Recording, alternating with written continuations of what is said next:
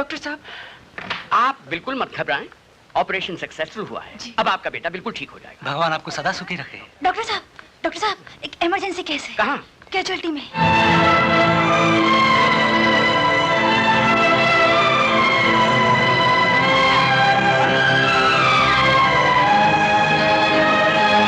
क्या हुआ? एक्सीडेंट हो गया। मधु, मधु मेरी बेटी, ये क्या हुआ? अरे ये क्या बेहूदी है? कोई मजाक है ये? और आप सब लोग मिले हुए इसमें इनका कोई कसूर नहीं, सारा कसूर मेरा है। मगर ये सब करने की जरूरत क्या थी? पता है आपको ढूंढना और मिलना कितना मुश्किल होता है। मुझे जरूरत थी कुछ पैसों की, मैं पास हो गई हूँ और मुझे अपनी फ्रेंड्स को ट्रीट देनी है। मैं तो वाकई डर गया था। लो पैसे चाहिए? लो। Thank you. याहू!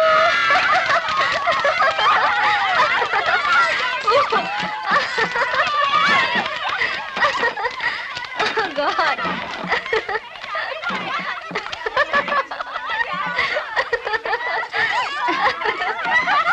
आज तो कमाल हो गया। इसे कहते हैं जिंदगी। हंगामा हंगामा। ए, तुझे क्या हुआ? क्या देख रही है?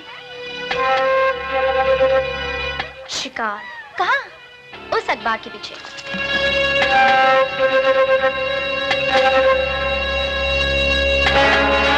इडियट, होल करके देख रहा है। अभी मजा चखाती हूँ।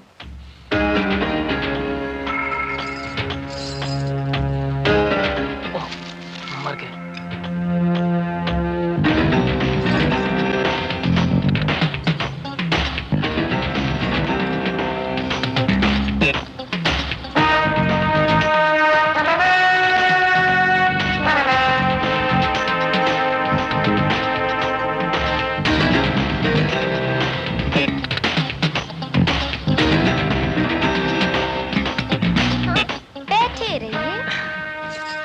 क्या बात है?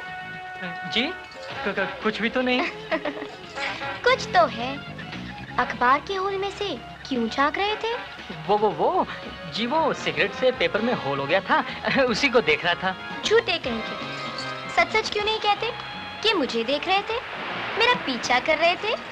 जी डर लगता है। किससे? मुझसे? सारे शहर में तो बदनाम कर दिया, सब सहेलियों को भी पता चल गया। किस बात का? अब बनो मत। अच्छा ठीक है, तुम कल क्या कर रहे हो? कुछ भी नहीं, मैं बिल्कुल फ्री हूँ। तो ठीक है, फिर लवर्स पॉइंट आ जाओ ना, बैठ के ढेर सारी बातें करेंगे। Okay okay bye bye.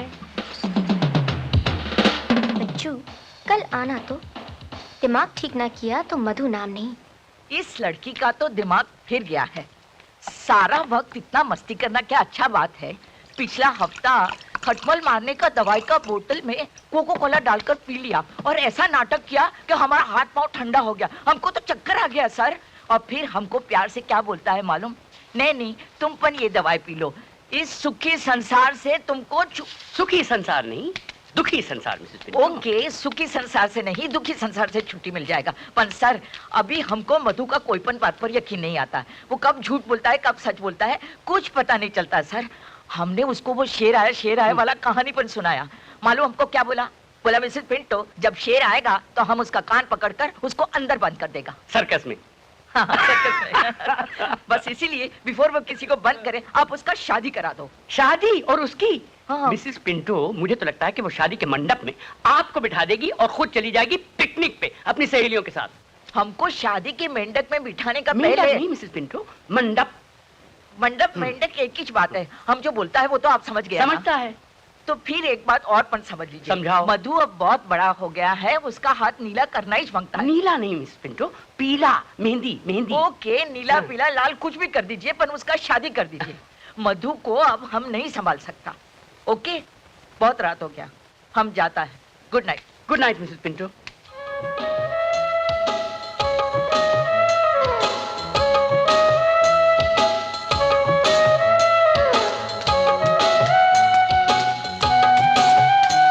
हाय, सॉरी जरा देर हो गई। नहीं मैं ही जल्दी आ गई थी, पता नहीं मुझे क्या हो गया था। मुझे तो यकीन ही नहीं हो रहा कि वाकई तुम आ गई हो। मैंने सोचा शायद तुम मजाक। तुम इसे मजाक समझते हो? मैं तो सारी रात सोई नहीं खुशी के मारे और यहाँ भी वक्त से पहले आ गई।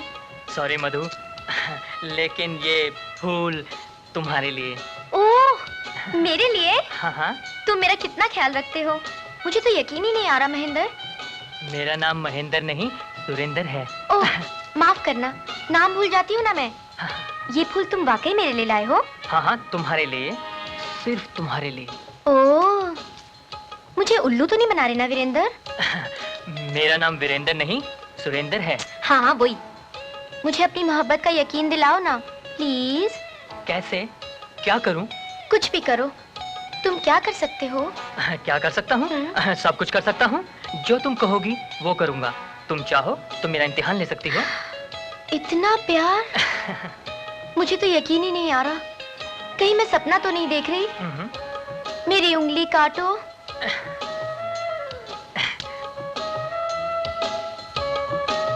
तुम तो चूस रहे हो, जरा जोर से काटो। तुमने तो गन्ना समझकर मेरी उंगली चबा ली। एनीवे, तुम्हें जोर से तो नहीं लगा ना? No no, not at all, not at all. So sweet. मेरी उंगली के कटने और थप्पड़ की आवाज से इतना तो पता चल ही गया कि मैं जाग रही हूँ, मगर विश्वास ही नहीं हो रहा था।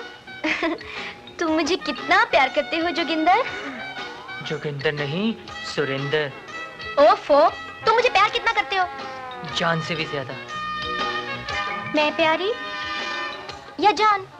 तुम मेरे लिए जान दे सकते हो? हाँ। आसमान के तारे तोड़ोगे? तोड़ूंगा। समुंदर से मोती निकालोगे? निकालूंगा। यहाँ से नीचे कूदोगे? कूदूंगा। जितेंद्र। ओफो, मेरा नाम। हाँ हाँ धर्मेंद्र, यहाँ से कूद के दिखाओ। कूदता हूँ। कूदता हूँ? अरे कूद के दिखाओ। हाँ हाँ कूदता हूँ।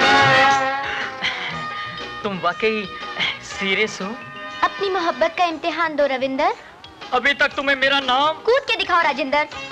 इतनी बार नाम बताने से तो कूदना ही बेहतर है।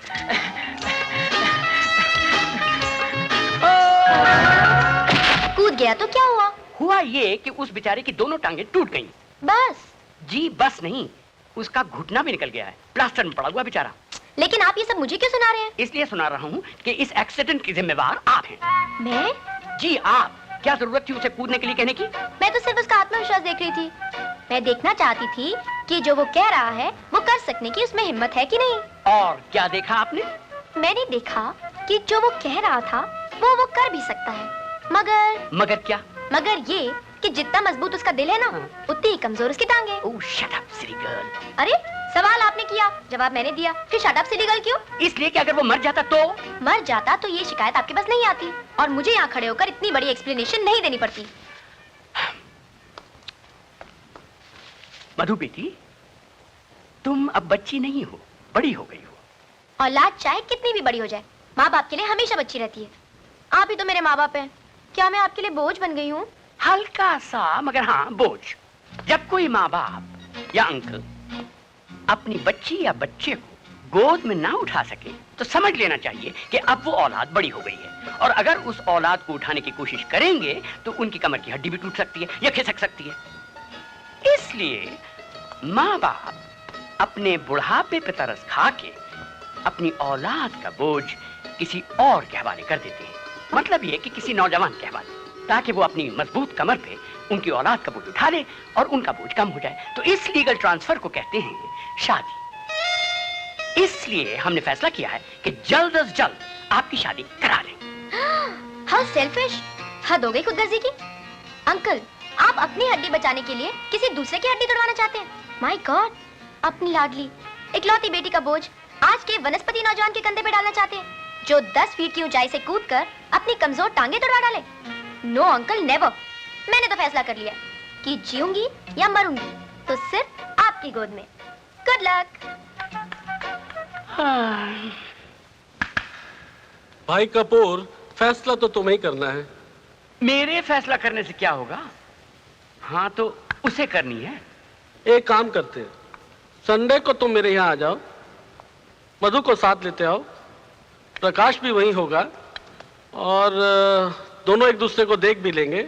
शादी की बात भी हो ही जाएगी। शादी की बात ना करो सुरेश, वरना शामत आ जाएगी।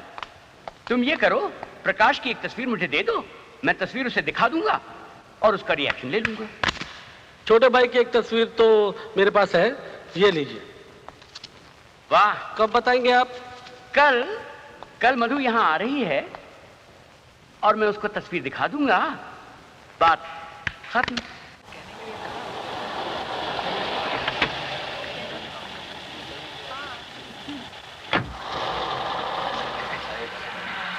सर, आपके लिए 4-5 दफा फोन आ चुके हैं। आप एक बार घर पे फोन कर ओके। लीजिए। सर फोन देन, ये लीजिए।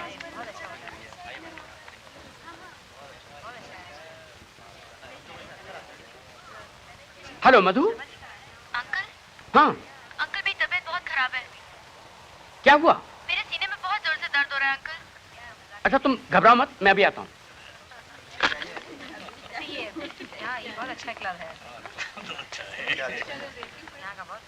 कब से क्लब में इंतजार कर रही हूँ।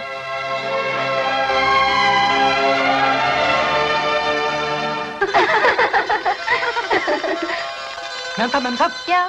डॉक्टर साहब कार रिवर्स कर रहे थे, सामने से ट्रक आ गया, उनका एक्सीडेंट हो गया। क्या?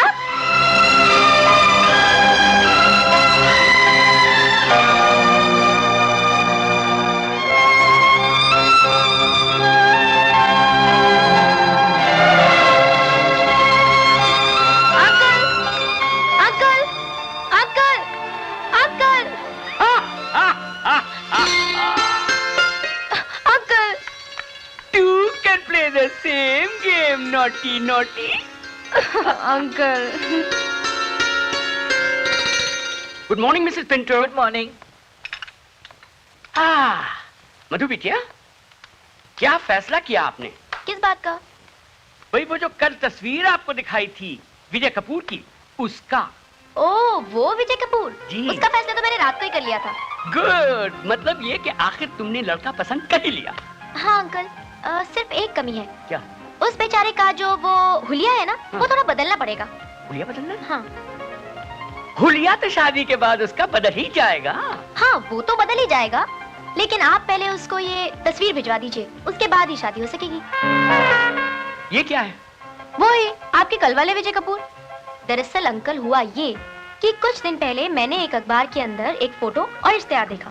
किसी डाकू की फोटो थी और वांटेड लिखा था, साथ में 1 लाख रुपए का इनाम भी था। तो जब मैंने ये तस्वीर देखी ना, तो मुझे शक पड़ा कि कहीं ये वो तो नहीं। बस अपना शक दूर करने के लिए मैंने इसकी मुझे बना दी। अंकल, आप नाराज क्यों हो रहे हैं?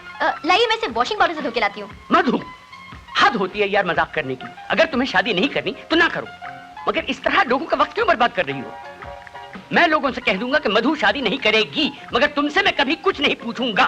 डॉक्टर साहब, नाश्ता तैयार है। मुझे भूख नहीं है। I am not hungry Mrs Pinto. अब क्या हुआ बेबी? आज मैं जवान हो गई हूँ। क्या? हाँ, डॉक्टर कपूर की बेटी आज जवान हो गई है। सारे शहर के लड़कों के माँ बाप की आंखें फट गई हैं। मेरे जवान होने से सारे शहर में तूफान आ गया है। पहला तो हमको शक था, पर अभी यकीन हो गया कि तुम्हारा भेजा फिर गया है। तुम दुनिया का पहला लड़की नहीं जिसका शादी का बात। शादी शादी शादी नहीं करनी मुझे शादी। अगर मैं तुम सबके लिए बोझ बन गई हूँ तो चली जाऊंगी छोड़ के। बहुत अच्छा बात बोला बेबी, बहुत अच्छा। हमको तो तुमको बोलने का कोई हक नहीं है। हम तो सिर्फ तुम्हारा नैनी है, तुम्हारा नौकर। ऐसा मत कहो नैनी। जो बात सच है हम वही बोलता है, हमारा नहीं तो कम से कम तुम्हारा डॉक्टर अंकल का बात सुन लो, जिसने तुम्हारा मरता हुआ माँ बाप को प्रॉमिस किया था कि वो तुमको औलाद का माफिक पालेगा। जानती हो उसने अपना शादी क्यों नहीं बनाया? सिर्फ तुम्हारे वास्ते, ताकि उसका प्यार में कोई कमी न हो। उसने तुम्हारा हर बात, हर जिद पूरा किया है, और अब जब वो तुम्हारी शादी के वास्ते कोशिश करता है तो उसको हैरान मत करो बेबी। वो जीता है तो सिर्फ तुम्हारा वास्ते। उसका बात मान लो बेबी, प्लीज उसका बात मान लो। हम तुम्हारा आगे हाथ जोड़ता है, हाथ जोड़ता है।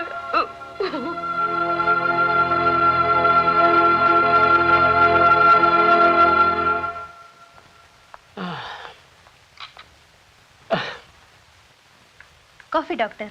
Thank you sister. सुबह से 4-5 कप कॉफी के हो चुके हैं। लगता है अभी तक सर का दर्द कम नहीं हुआ। दवा भी ली मगर कोई फर्क नहीं पड़ा। हेलो, डॉक्टर कपूर के लिए फोन है। सर आपके लिए फोन। किसका फोन है? किसका है? किसी मधु का। किसी मधु का। कह दो हम बिजी हैं। डॉक्टर तो नहीं, लो। मैं मधु बोल रही हूँ अंकल। हाँ हाँ जल्दी बोलो, मैं बहुत बिजी हूँ। आई एम सॉरी अंकल, मुझे माफ कर दीजिए। कर दिया, कहो। आपसे एक बात कहनी थी। कहो ना। आप नाराज तो नहीं होंगे ना? अरे भाई मैं कह रहा हूँ कि मुझे बहुत जल्दी है, कहो। मैं शादी करना चाहती हूँ। क्या क्या कहा, फिर से कहो। अंकल मैं शादी करना चाहती हूँ और मैंने एक लड़का भी पसंद कर लिया है। रियली? तो तुमने बताया क्यों नहीं? आपने मौका ही कब दिया? हर वक्त तस्वीरें दिखाते रहे और रिश्ते लाते रहे। मैं समझी शायद मेरे इनकार से आप मेरे दिल की बात समझ जाएंगे। वो लड़का है कहाँ? यहीं पर है, मेरे सामने। कहाँ? घर पर। आपसे मिलना भी चाहता है, लेकिन अगर आप बिजी हैं तो कोई बात नहीं, फिर कभी। नहीं नहीं नहीं नहीं नहीं, तो तुम उस लड़के को घर पे ही रखो, मैं अभी आता हूँ। जी अच्छा। आप कितनी शक्कर लेंगे? आधा चम्मच?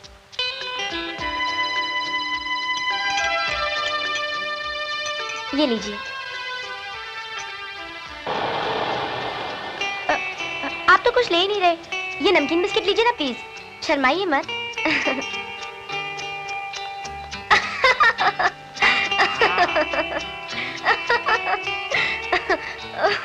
आहा भाई, हम भी तो देखें अपनी मधु बेटी की चॉइस। क्या आप कहाँ भागी जा रही हैं? अपने मेहमान से हमारा परिचय नहीं करवाइएगा। अंकल इनका नाम अविनाश है। हेलो अविनाश।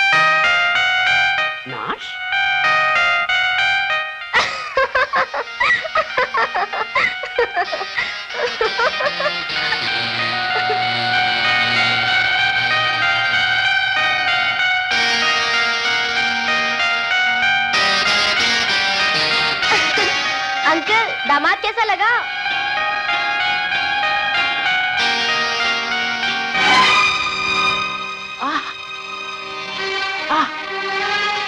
ओह अंकल अंकल अंकल अंकल क्या हुआ आपको uncle? Oh my God, doctor क्या हुआ डॉक्टर साहब को? मैं अभी डॉक्टर को बुलाती हूँ। नहीं मिसेस पिंटो, इतना टाइम नहीं है।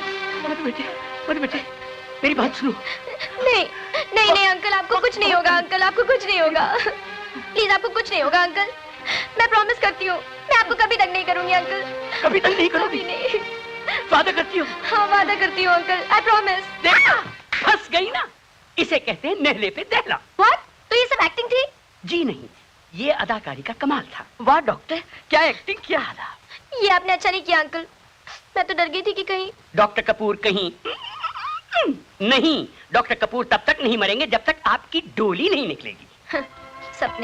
सपने नहीं, सच्चाई। आपने मेरी हर बात मानने की कसम खाई है। आपने झूठ बोलकर मुझे फंसा लिया। उल्टे लोगों के साथ उल्टे ही तरीके इस्तेमाल करने चाहिए। अब हर चीज मेरी मर्जी से होगी मिसेस पिंटो। यस। हम अखबार में इश्तिहार दे देंगे इसके लिए। मेरी एक शर्त है। कोई शर्त नहीं तेरी। क्यों? मरने वाले की भी आखिरी ख्वाहिश मानी जाती है, तो फिर आप मेरे साथ ये नाइंसाफी क्यों कर रहे हैं? मधु बाबा, तुम्हारा आखिरी विश क्या है? मिसेस पिंटो, इसकी बात ना सुनिए वरना फिर ये कोई बहाना कर देगी। प्लीज अंकल, आप तो जानते ही हैं कि मुझे शादी से और लड़कों से इतनी नफरत क्यों है। आप भूल गए मेरी सहेली नीना को? उस बेचारी की शादी को 1 महीना भी नहीं हुआ था कि उसके पति और ससुराल वालों ने उसे जलाकर मार दिया। मुझको डर लगता है। मगर बेटे, हर लड़का एक जैसा नहीं होता। 5 उंगलियां बराबर नहीं होती। बेबी, ये सब लक का बात है। जिधर शैतान होता है उधर भगवान पर होता है। तो ठीक है, मैं शादी करूंगी। गुड। लेकिन इश्तिहार मेरी मर्जी से दिया जाएगा। मैं अपना नसीब खुद बनाऊंगी। देखती हूँ कि मेरे नसीब में शैतान है या भगवान। जूता देखा? ऐसे लोग भी इंटरव्यू देने आ रहे हैं। इंटरव्यू देने कैसे चले आते हैं? ऐसे लोग भी इंटरव्यू देने आते हैं। Next.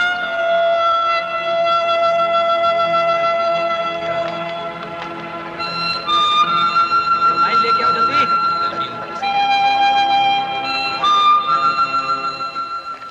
That is all right. May I come in, sir? Yes. Good morning, everybody. Good morning. Have a seat, please. Thank you, sir. File, please. Yes, sir.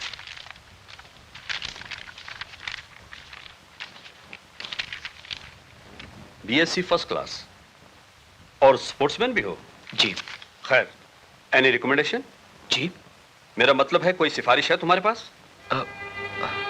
जी जी नहीं, मेरे पास कोई सिफारिश नहीं।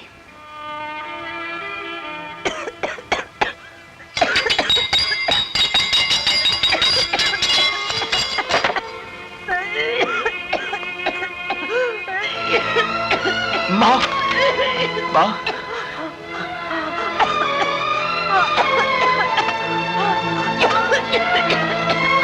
माँ, पानी पी ले माँ।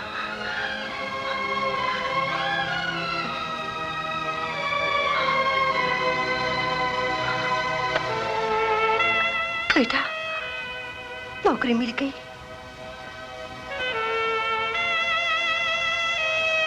नहीं माँ, आज सब लोग सिफारिश मांगते हैं माँ, सब लोग सिफारिश मांगते हैं। सिफारिश कौन करेगा? डिग्री जरूरी है या सिफारिश? डिग्री से नहीं माँ, अब तो सिफारिश से ही नौकरी मिलती है। अब तू ही बता, मैं ये सिफारिश कहाँ से लाऊं माँ? अब क्या करूं, कुछ समझ में नहीं आ रहा। ऊपर से तेरी ये हालत मुझसे देखी नहीं जाती माँ, मुझसे देखी नहीं जाती। मैं ठीक हूँ बेटे, तू मेरी फिक्र मत कर। फिक्र कैसे न करूं माँ?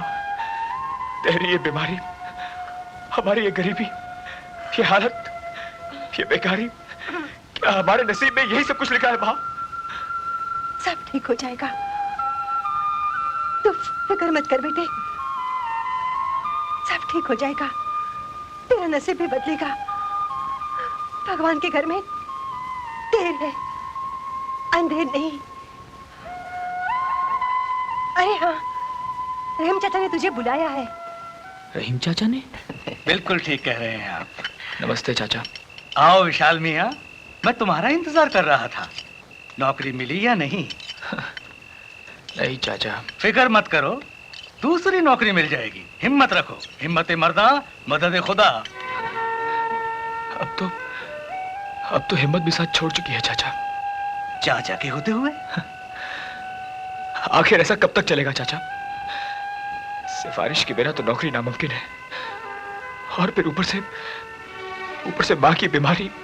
माँ की फिक्र बिल्कुल मत करो, कमरू को भेजा दवा लाने के लिए, आता ही होगा। तुम तलाश जारी रखो। हाँ, ये अखबार है, जरा इसमें भी देख लो। नौकरी के साथ एक रिश्ते की भी बात है, मुझे समझ नहीं आती है।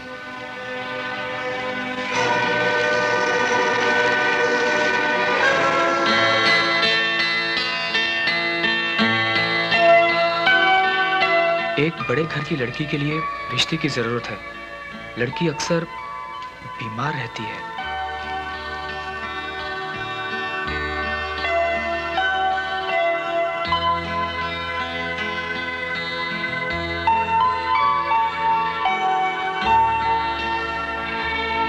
जरूरतमंद और हमदर्द नौजवान दरखास्त दे सकते हैं।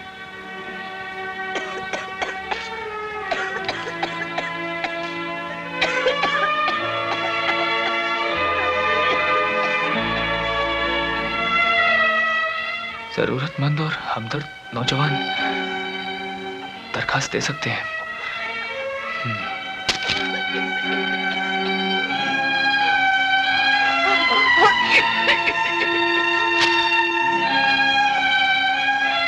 क्या सोच रहा है विशाल? बड़े घराने की लड़की है, इससे अच्छा मौका और कोई नहीं मिलेगा। नहीं, बेवकूफ मत बन, मौके का फायदा उठा। ये तो सौदेबाजी है। सौदा काहे का? अगर बड़े घर वाले सौदा कर सकते हैं तो तू क्यों नहीं कर सकता? नहीं, ये तो सरासर बेईमानी है, गलत बात। बीमार लड़की से शादी करके तेरी जिंदगी भी तो जहन्नुम हो जाएगी। अगर वो लोग बीमार लड़की को खुश करने के लिए उसकी शादी रचाकर अपना फर्ज पूरा करना चाहते हैं तो तू भी तो अपना फर्ज पूरा कर रहा है। फर्ज? वो कैसे? उनकी दौलत की लालच से? बेवकूफ, दौलत नहीं, उस घर से तुझे सिफारिश मिल सकती है, किसी बड़े अमीर आदमी की सिफारिश होगी तो तेरी बीमार माँ की जिंदगी होगी, और माँ की खातिर तुझे ये सिफारिश हासिल करनी ही होगी विशाल। मगर मेरी तरह ना जाने और कितने लोग वहां होंगे।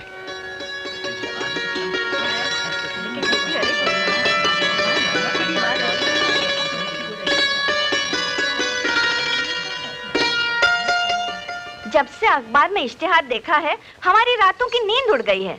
वो क्यों? सिर्फ ये सोचकर कि वो कब हमारी बहू बनेगी और कब हम उसके घर रहने के लिए जाएंगे। क्यों, आपका कोई घर नहीं है? घर है तो सही, हाँ। लेकिन हमने दलाल से बात की है, जैसे ही शादी होगी हम घर बेच देंगे। देखिए, आपका फोन नंबर हमारे पास है, तो हम आपको फोन कर देंगे। फोन तो पड़ोसियों का है ना। जब से उनके कानों में बीमार और दौलतमंद लड़की की खबर पड़ी है, हमें फोन पर बुलाना ही बंद कर दिया है। इसलिए अभी बता दीजिए ना। तो शोभा जी गौर से सुन लीजिए, बात नहीं बनेगी। अरे आपका क्या बिगड़ जाएगा? आपका कमीशन तो हमने पहले ही सोच के रखा है। कमीशन? नेक्स्ट। अरे सुनिए तो। नेक्स्ट। क्या नेक्स्ट नेक्स्ट? इश्तेहार क्यों देते हैं? लोगों को बुलाते क्यों हैं? लड़की वाले हो। अरे झूले लाल माई डेराई पार। अरे ये क्या करता तुम लोग? आप जैसी माँ के चरण छूकर आशीर्वाद ले रहे हैं। मरती हुई बच्ची के लिए इतना बड़ा बलिदान। तुम अपना सारा दुख दर्द हमारे झोली में डाल दो और तुम सुखी हो जाओ माता श्री। बड़ी, ये माता श्री बच्ची की नहीं है। अब तुम बैठ जाओ। आओ आओ बैठ जाओ बड़ी। एक्सक्यूज मी, ये बच्ची की माता श्री नहीं है। अच्छा, बड़ी यही बीमार बच्ची है क्या? मैं तो पहले ही कहती थी, बीमारी में बच्ची के बाल सफेद हो गए हैं। वैसे उम्र तो कम लगती है। जी नहीं, जी नहीं, जी नहीं, ये वो नहीं है जो आप समझ रही हैं। दरअसल ये बच्ची की नैनी है। नानी है? अभी भी जवान लग रही है। बड़ी मुआ बकवास बंद करना। अच्छा मम्मी तुम बात करो। फरमाइए। फरमाना क्या बड़ी? शादी का मुहूर्त जल्दी निकालो नी। मुहूर्त रहने दो, हम तो शादी करके ही जाएंगे। हाँ। मधु बेटी, इस एप्लीकेशन में मुझे कुछ बात लगती है। नाम है विशाल, ग्रेजुएट है, बेकार है, बाप है नहीं और माँ बीमार रहती है। बेचारा नौकरी के लिए भटक रहा है। खुद के पास खाने को पैसा नहीं और शादी करने को चला। स्टूपिड। सब के सब धोखेबाज हैं, फ्रॉड हैं। मगर ये धोखेबाज नहीं है, वरना सच क्यों लिखता? अंकल, ये सब इमोशनल ब्लैकमेल है। हमदर्दी हासिल करके वो घर में घुसना चाहता है। यस, बिल्कुल ठीक बात है। इतना लोग आया पर सबका सब fraud. But he is not a fraud. देखो कितना मासूम चेहरा, देखो। सूरत से तो ठीक ही लग रहा है। तो मिल लेने में क्या हरज है? ठीक है, देख लेते हैं।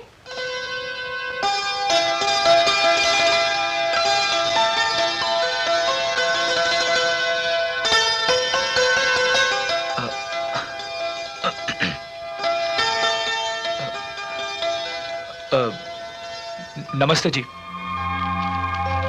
मेरा नाम विशाल है। आओ विशाल, मैं तुम्हारी ही राह देख रहा था। जी मुझे देर तो नहीं हुई? नहीं, वक्त के बहुत पाबंद लगते हो। आओ बैठो। जी मैं बैठो भाई। क्या पियोगे, चाय, कॉफी या कोल्ड ड्रिंक? जी नहीं, सिर्फ पानी। अरे भाई पानी भी पी लेना, मगर उसके बाद कॉफी या चाय। तकल्लुफ की कोई जरूरत नहीं है। जी चाय पी लूंगा। नंदू जी, पहले साहब के लिए पानी लाओ और उसके बाद शानदार गर्मा गर्म चाय। अच्छा जी। तो विशाल, मैंने तुम्हारी एप्लीकेशन पढ़ी। जो कुछ तुमने लिखा था बहुत गौर से पढ़ा। इससे एक बात जाहिर हुई, और वो ये कि तुम इस वक्त बड़े परेशान हो। एक तरफ माँ की बीमारी, दूसरी तरफ तुम्हारी बेकारी। तो इस हालत में तुम्हें शादी का ख्याल कैसे आया?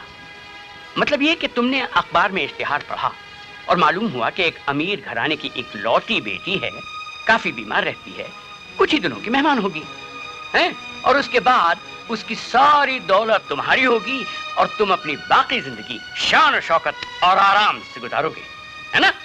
लेकिन इश्तिहार में पूरी तफसील नहीं लिखी गई। लड़की की बीमारी का नाम है कैंसर। क्या समझे? और फिर शादी की कुछ शर्तें हैं। पहली शर्त, शादी के बाद लड़की के घर पे रहना होगा। दूसरी शर्त, लड़की का हर वक्त ख्याल रखना होगा और उसे खुश रखना होगा।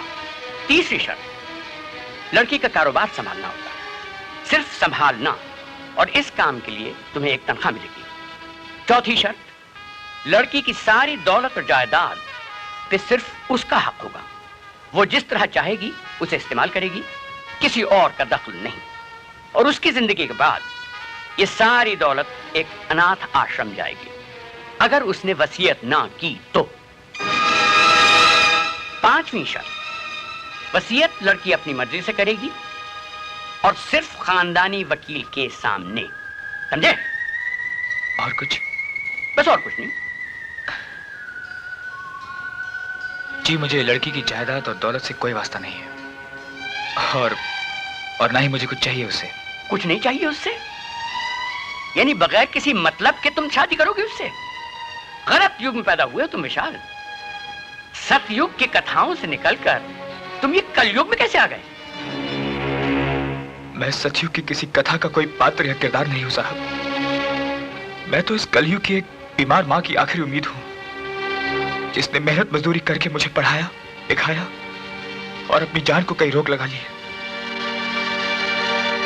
उसकी उम्मीदों को डिग्री के रूप में लेकर मैं ना जाने कहां कहां नहीं भटका, लेकिन हर जगह से सिवाय मायूसी की और कुछ नहीं मिला मुझे। नौकरी के कॉलम के साथ आपके इश्तिहार पर नजर पड़ी तो सोचा कि एक बड़े घर की बेटी है, अगर शादी हो गई तो कम से कम उस बीमार की सेवा के बदले में एक बड़ी सिफारिश तो मिल ही जाएगी। सिफारिश? जी हाँ, सिफारिश। आज मुझे डिग्री या डिप्लोमा की बजाय सिर्फ एक सिफारिश चाहिए। अगर सिफारिश होगी तो नौकरी होगी, नौकरी होगी तो माँ का इलाज होगा, और माँ की अच्छी सेहत और सुख के लिए मैं अपनी हर खुशी को दांव पे लगा दूंगा। मेरा यकीन कीजिए सेठ साहब, अगर आपकी लड़की की वजह से मेरी माँ को नई जिंदगी मिली तो मैं उसके रास्ते के हर कांटे पे अपना हाथ रख दूंगा। जितनी भी जिंदगी आपकी बेटी के नसीब में है मैं उसे खुशियों से भर दूंगा, मेरा यकीन कीजिए। ये सब कुछ तुम अपनी माँ की खातिर करना चाहते हो? जी हाँ। खुशकिस्मत है वो माँ जिसने इस युग में भी सतयुग के बेटे को जन्म दिया। आप बैठो। जी जी आप। हाँ भाई रख दो। अच्छा नंदू, मिसेस पिंटो से कहो कि बेबी मधु को ले आए। दूध? जी बस थोड़ा सा। थोड़ा सा। डॉक्टर साहब। मधु बेटे, ये हैं विशाल।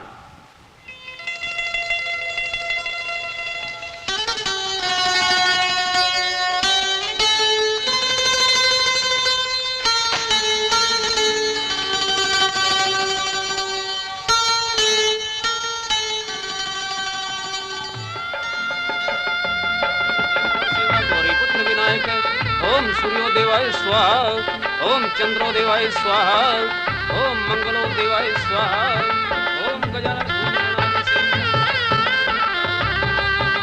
जोड़ी अच्छी लग रही है ना? बिल्कुल राम और सीता की। चुप चुप चुप, सदा सुहागन रहो बहू। मेरे विशाल के जीवन में सुख और शांति लाने वाली को आज आशीर्वाद के सिवा और मेरे पास कुछ भी नहीं है। ब्लेसिंग से बड़ा और क्या चीज हो सकता है? आपने आशीर्वाद दे दिया बस। आशीर्वाद नहीं मिसेस पिंटो, आशीर्वाद। हाँ हाँ, बात तो समझ में आ गया।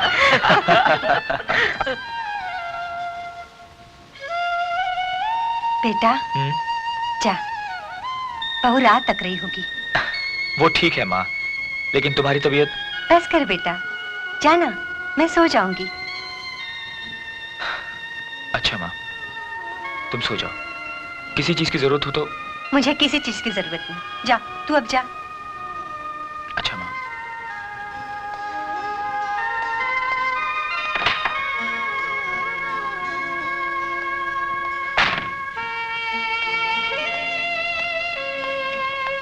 विशाल। अंकल आप अभी तक सोए नहीं? हाँ बेटे, तुम्हारी राह तक रहा था। जी कहिए। बेटे ये कुछ दवाइयां हैं मधु के लिए, इसलिए दे रहा हूं कि तुम्हें इस बात का एहसास रहे कि वो बीमार है। ये सुहाग रात बस दिखावे की सुहाग रात है। किसी हालत में मधु को मां नहीं बनना चाहिए, समझ गए ना? जी अंकल। ठीक है। हाँ जी। Good night. Good night.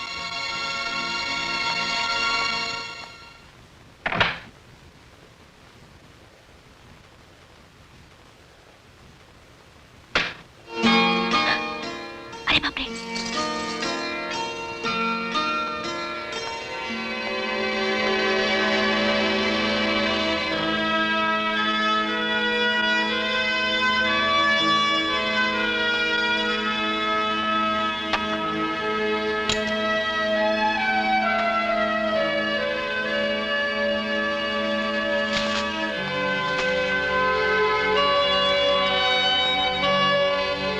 क्या कर रहा है? हमले की तैयारी? मर गए। क्या हुआ? तबीयत ठीक नहीं है? तबीयत खराब है। दवा दी अंकल ने, खा लीजिए। नहीं नहीं, मैं खा चुकी हूँ।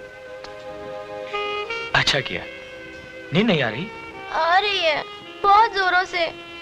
तो फिर सोएं? हाँ। मैं कपड़े बदल के आता हूँ। नहीं, उसकी क्या जरूरत है? ऐसे ही ठीक है, अच्छे लगते हैं। ओके।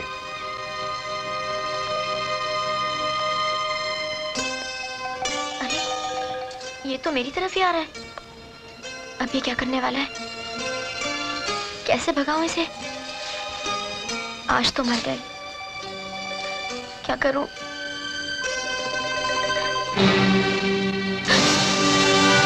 सो जाओ।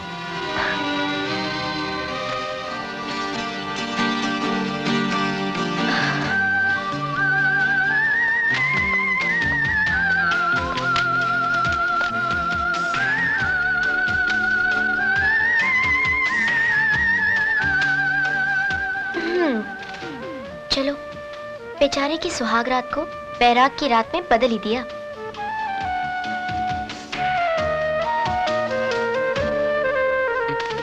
सुनिए। अब क्या हुआ? जी मैं आपको गुड नाइट कहना तो भूल ही गई। Good night. Good night.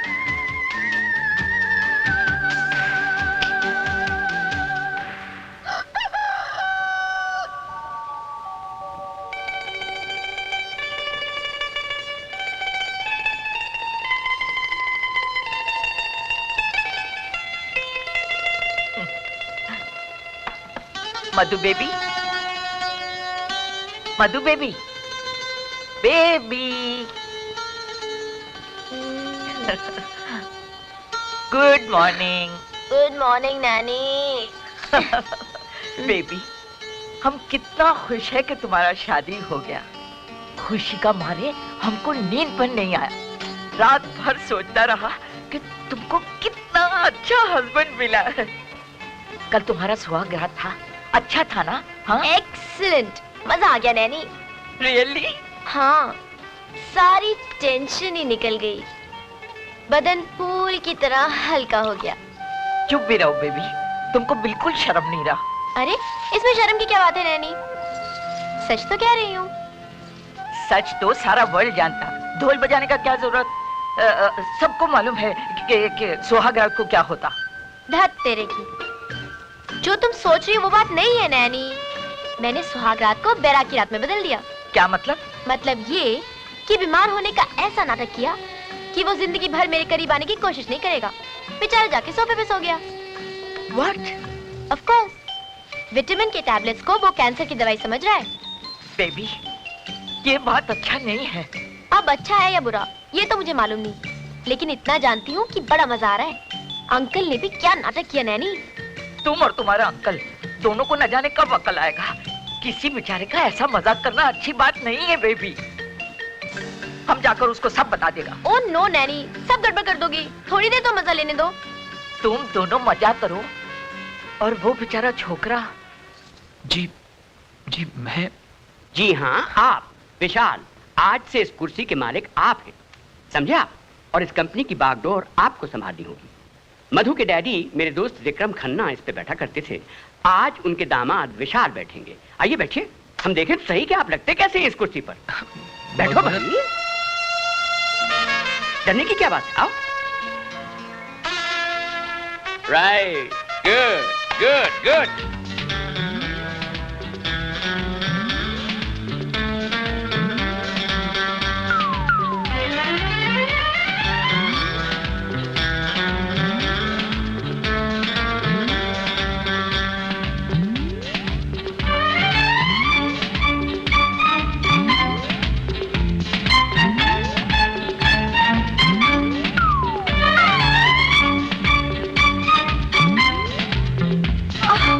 अरे बहू, रुको बहू, अरे मैं गिर जाऊंगी।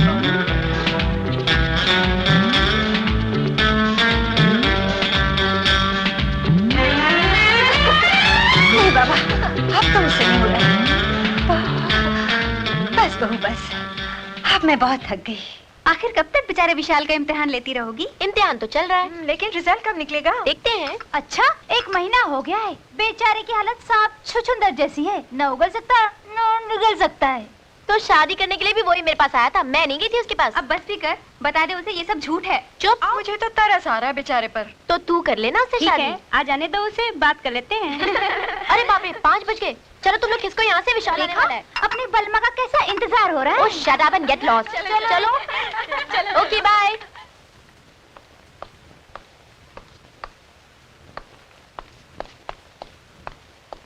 Good evening nanny. Good evening. आ गए बेटा? हाँ, मधु कहाँ है? अपना रूम में। अच्छा।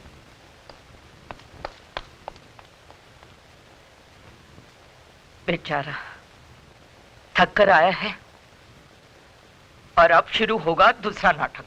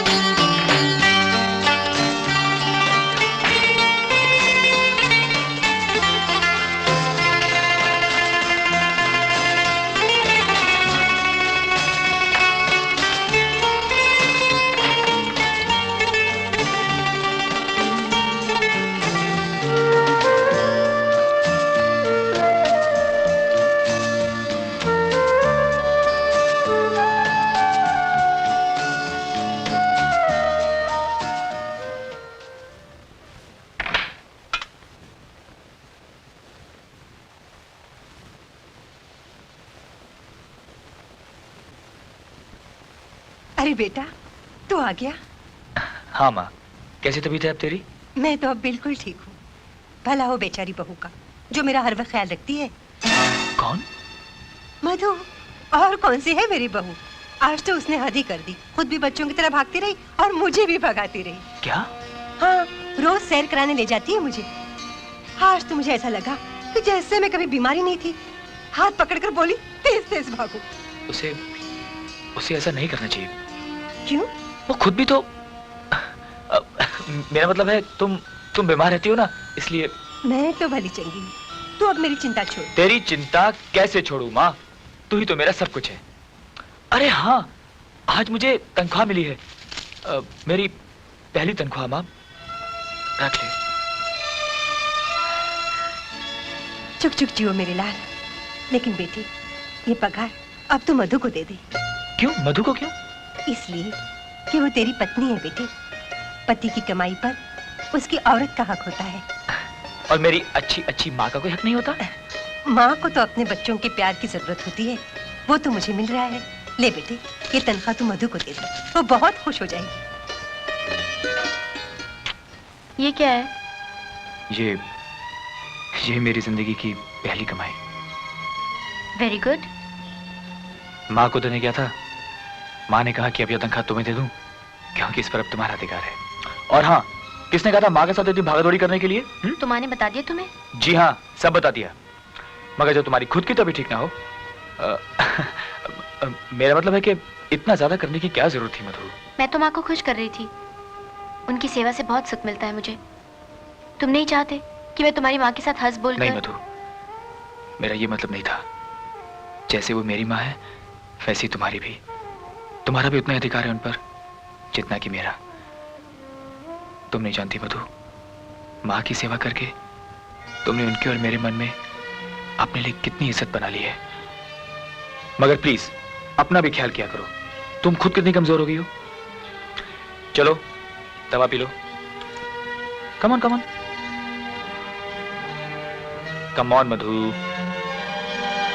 Very good. मुझे तो लगता है मैं वाकई बीमार हो गई हूँ। उसका जब दिल करता है कैप्सूल खिला देता है। विटामिन की गोलियों का ओवरडोज हो रहा है। सारे बदन से, कपड़ों से दवाइयों की बदबू आने लगी है। तंग आ गई हूँ मैं। जैसी करनी वैसी भरनी।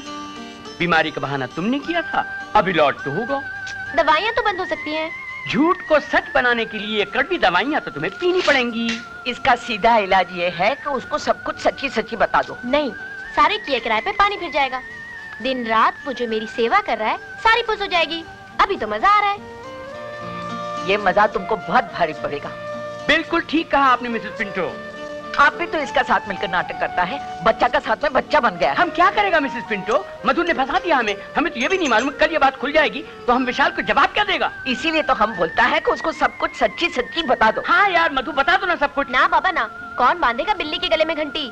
देखा हम क्या बोलता है और ये क्या जवाब देता है। हम विशाल को बताने का बात करता है और ये बिल्ली घंटी का बात करता है। नहीं नहीं मिसेस पिंटो, जस्ट सेइंग। एक कहावत है, ये बोलता है कि विशाल को कौन बताएगा। हम बताएगा और आज ही बताएगा। आज ही तलाक हो जाएगा। डोंट बी सिली यार। Uncle please don't spoil my birthday. हाँ ठीक है, कल कितने बजे की मीटिंग रखी आपने? 4 बजे की। 4 बजे। और एक्सपोर्ट की डिस्कशन? 1 बजे और लंच के बाद बैंक वालों से। ओके, तो मैं काम करता हूँ, 1 बजे लंच के बाद सीधा बैंक में मिलता हूँ। ओके ओके जी। अरे तुम कब से खड़ी हो? जब से फोन पे बातचीत हो रही है। बहुत बिजी हो गए हैं आप। काम कर रहा हूँ बॉस, आप ही का तो सेवक हूँ। सब खोखली बातें। ठीक है, करते रहिए काम। क्यों, क्या बात है? रहने दीजिए, आपको क्या फर्क पड़ता है। जन्मदिन तो मेरा है ना। जन्मदिन कब? कल है। सोचा था कि खैर जाने दीजिए, तबीयत वैसे ही ठीक नहीं रहती, अब जन्मदिन क्या मनाना। फिर ख्याल आता है इतनी बीमार रहती हूँ, हो सकता है कि ये आखिरी जन्मदिन हो। मधु, भगवान के लिए फिर कभी ऐसे शब्द मत निकालना। देखना कितना शानदार जन्मदिन होगा तुम्हारा।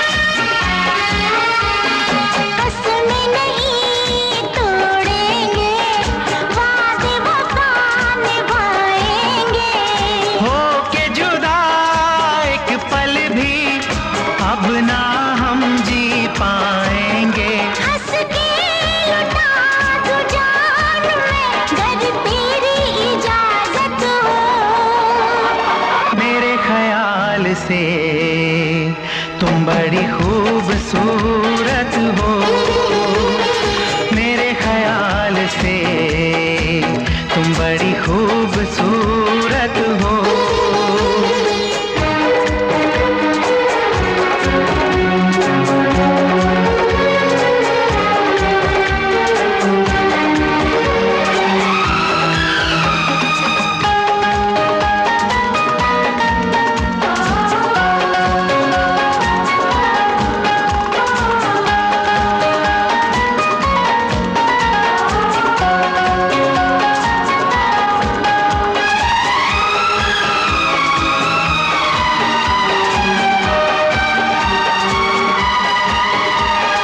चाहूंगा मैं शाम सहर दिल में तुम्हें बसाऊंगा,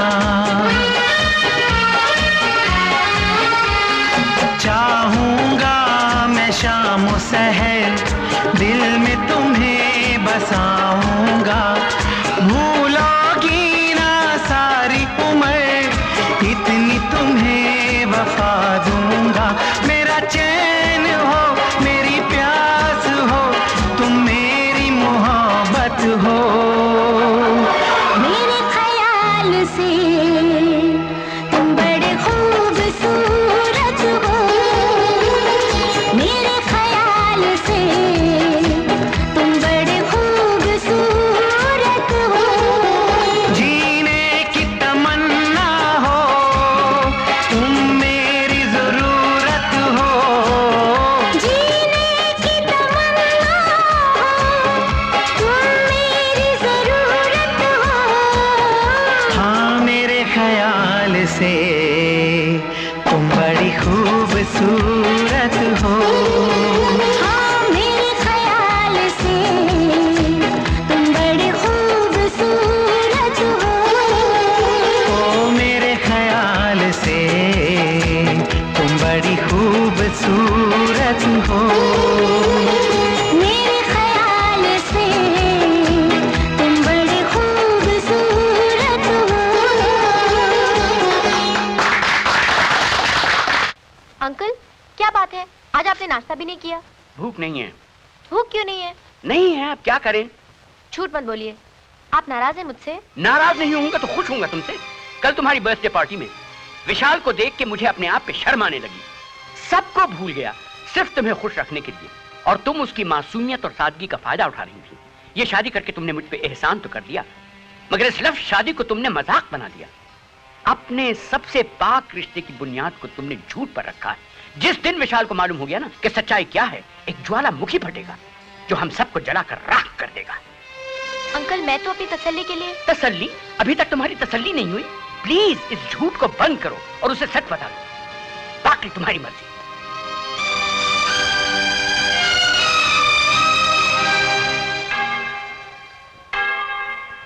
माँ, मेरा मधु को सीधा रास्ता दिखाओ। वो अपना हस्बैंड से जो झूठ बोला है ना, उसको माफ कर दो। वो अभी बच्ची है, उसको लाइफ का समझ नहीं आया। देखो माँ, उसका शादी बनाए रखना, हाँ, और उन दोनों को खुश रखना। मैं तुम्हारे पास ये कैंडल हर वक्त आकर जलाया करेगा। उसको शक्ति दो माँ कि वो अपना हस्बैंड से सब सच बोलते हैं। प्लीज माँ, उसको शक्ति दो।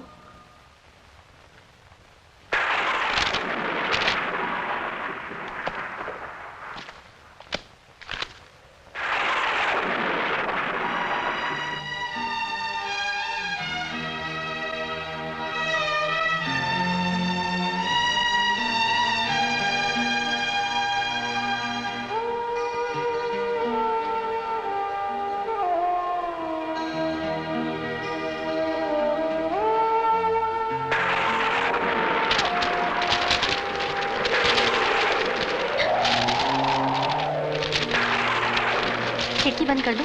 पेपर्स उड़ रहे हैं। नहीं नहीं, मैं बंद कर देता हूँ, तुम लेटी रहो। नहीं रहने दो, हवा अच्छी लग रही है। थोड़ी देर के लिए टेरेस पे जाऊं? बाहर जाने की क्या जरूरत है, मैं खिड़की खुली रखता हूँ। नहीं नहीं, तुम काम करो, मैं थोड़ी देर में आ जाऊंगी। मैं साथ चलूं? नहीं, मैं जाती हूँ। Are you sure? यस। अच्छा, बारिश हुई तो अंदर आ जाना, भीगना मत।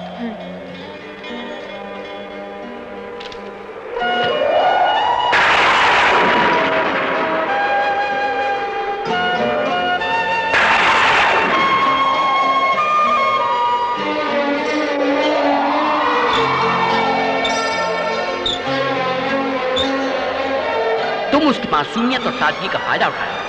ये शादी करके तुमने मुझ पे एहसान तो कर दिया, मगर इस लफ्ज़ शादी को तुमने मजाक बना दिया। ये मजाक तुमको बहुत भारी पड़ेगा।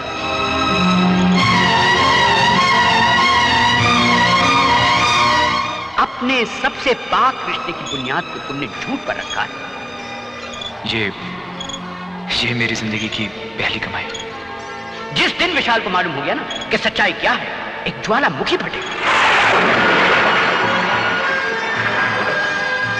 मुझे तो तरस आ रहा है बेचारे पर। आखिर कब तक बेचारे विशाल का इम्तिहान लेती रहोगी? इम्तिहान? मैं ये क्या कर रही हूँ? क्यों सता रही हूँ उसे? कैसे कहूँ कि ये सब झूठ था?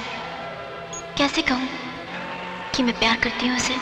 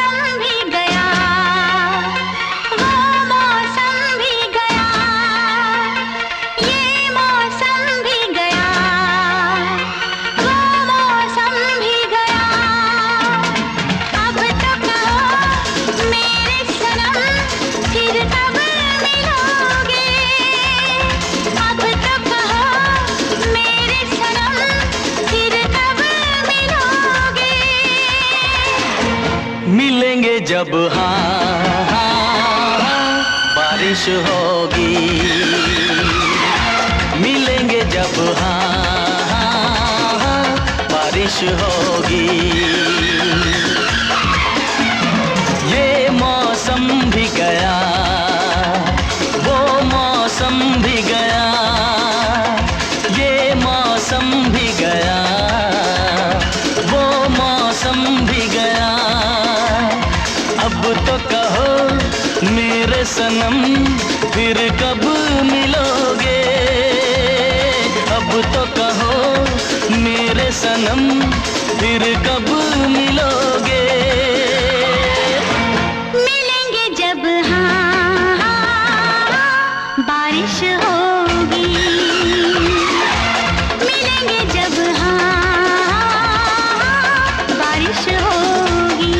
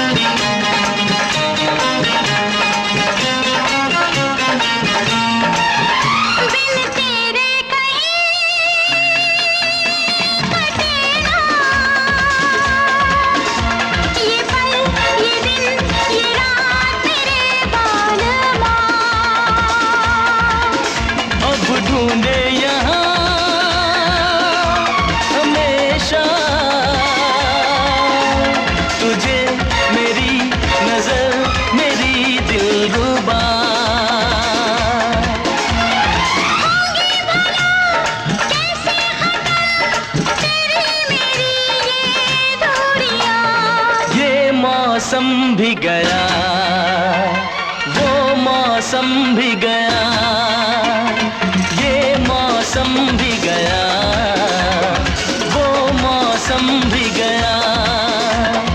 अब तो कहो मेरे सनम फिर कब मिलोगे?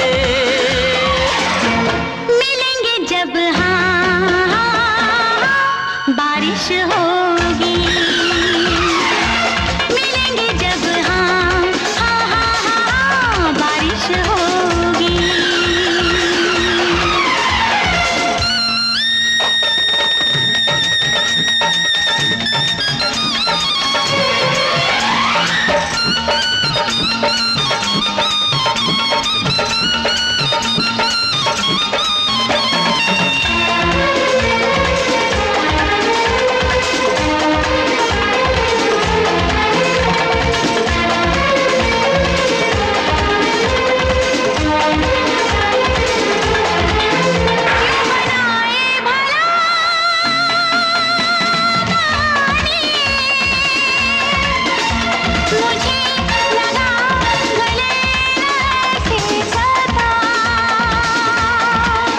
मैं मिटा दूं तेरी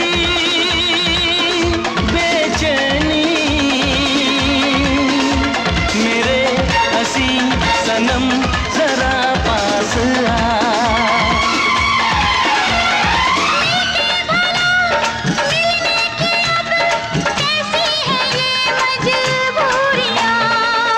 मौसम भी गया, वो मौसम भी गया, ये मौसम भी गया, वो मौसम भी गया। अब तो कहो मेरे सनम फिर कब मिलोगे, अब तो कहो मेरे सनम फिर कब मिलोगे। मिलेंगे जब हाँ हाँ हाँ बारिश होगी, मिलेंगे जब हाँ हाँ हाँ बारिश होगी।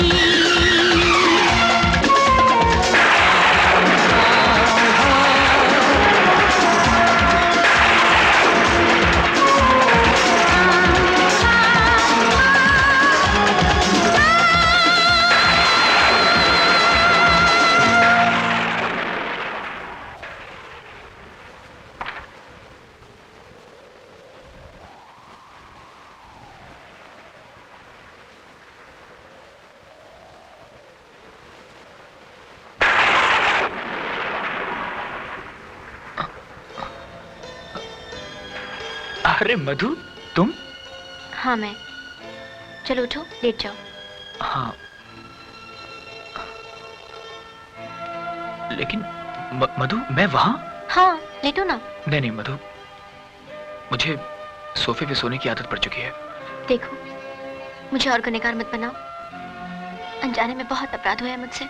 चलो सो नहीं जाओ। मधु, तुम्हारे लिए जगह कम पड़ जाएगी। बहुत जगह है मेरे लिए, तुम सो जाओ। लेकिन तुम्हें मेरी कसम। लेकिन मधु, तुम ये सब क्या कर रही हो? अरे मधु, तुम ये क्या कर रही हो? तुम्हारे लिए जगह कम पड़ जाएगी ना? तुम्हारे दिल में तो जगह है ना मेरे लिए।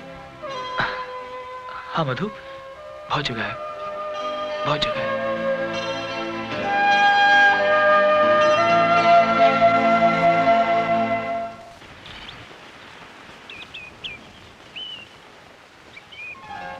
ये लो। बस भाई, 2 टोस्ट तो खा चुका, तुम खा लो।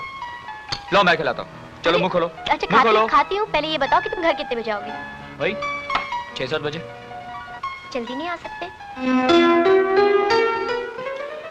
कितने बजे आऊँ? 5 बजे।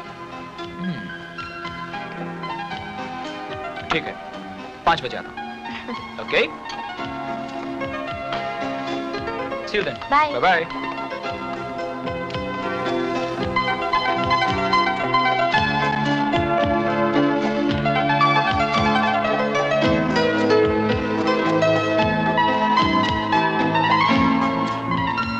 ये क्या कोई नया नाटक है बेबी? आपको तो सब कुछ नाटक ही दिखता है, सच्चाई नहीं दिखती। इस छोकरी का कुछ पता नहीं चलता कि कब क्या करेगा। क्या कहा? साहब ऑफिस से निकल चुके? Oh wow! आवाज क्यों बंद हो गया? चिल्लाओ और जोर से चिल्लाओ। तुमको तो खेलने का वास्ते खिलौना मांगता है ना, खेलो उस बेचारे का साथ में। ये लो, आजकल लगता है किसी को और कोई काम ही नहीं है। बस मधु को ढूंढो और शुरू हो जाओ लेक्चर देने के लिए। तुमको कितना भी लेक्चर दो कोई फर्क नहीं पड़ने वाला। तुम्हारा भेजा का अंदर भूसा भरा है। हाँ हाँ, मेरे दिमाग में तो भूसा है, कचरा है। खुश हो गई तसल्ली? हमको तसल्ली से क्या होगा, तुम अपना फिक्र करो। सारा घर वालों को झूठा बना दिया। जिस बीमारी का नाम लेते हुए दुनिया वाला डरता है, उस बीमारी का झूठा बहाना बनाया। पता नहीं हम क्या सोचकर चुप हो जाता है, वरना हम विशाल को सब कुछ बता देता। क्या बता देती? यही कि मैं झूठ बोल रही हूँ, मुझे कोई बीमारी नहीं है। ठीक है, बता दो, मैं खुद ही बता दूंगी कि मैं झूठ बोल रही थी। मुझे भी यही शक था। तो तुमने सब कुछ सुन लिया? हाँ, सब कुछ सुन लिया मैंने। देखो बेटा, इसमें हमारा कोई फॉल्ट नहीं है। ये सारा सुरूर सुरूर नहीं नैनी, कसूर। हाँ हाँ, बात तो समझ में आ गया ना। ये झूठ बोलकर मुझे मालूम है नैनी, इसी ने झूठ बोलकर फोन किया और मुझे घर बुलवा लिया। ओह, तो तुमने सिर्फ इतनी सी बात सुनी? इतनी सी बात? ये क्या इतनी सी बात है कि तुमने तबीयत खराब होने का बहाना किया और मैं सब काम छोड़ के भागा चला आया? इंटरवल के बाद आया है, पूरा स्टोरी तो सुनाई नहीं। जी? कुछ नहीं, कुछ नहीं, कुछ नहीं, कुछ नहीं। मधु प्लीज, ऐसे झूठ मत बोला करो, भगवान से डरो। बिल्कुल ठीक बोला, गॉड से डरो, समझा? क्यों, क्या पाप किया मैंने? यही हर वक्त बीमारी का बहाना करना। भगवान ना करे कहीं तुम्हें कुछ हो गया तो। ओफो, तुम्हें वापस ऑफिस जाना है तो जाओ।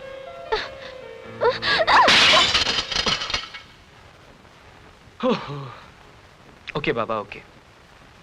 अब जाने का मन नहीं है। क्या ऐसा नहीं हो सकता कि हम लोग कहीं घूमने चलें? सच?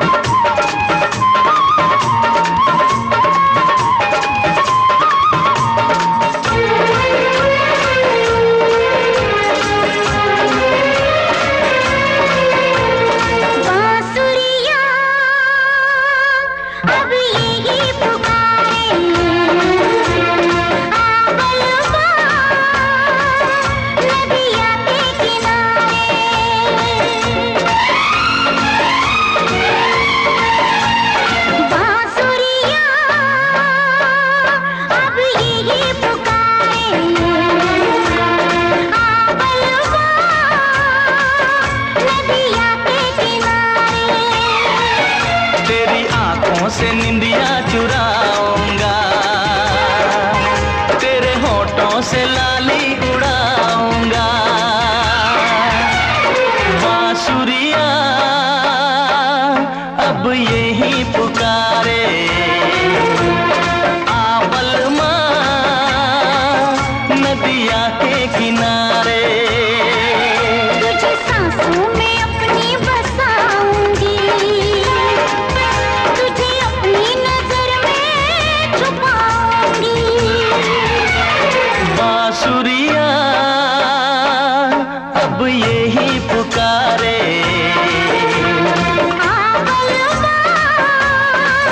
नदिया के किनारे।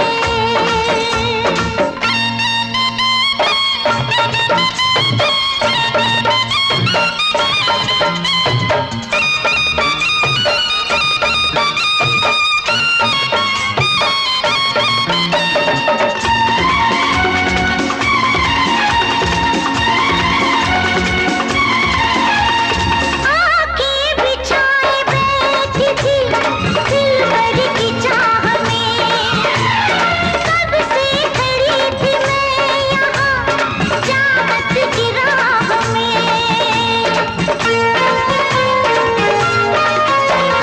तूने जो दी सदा तो मैं तेरे पास आ गया।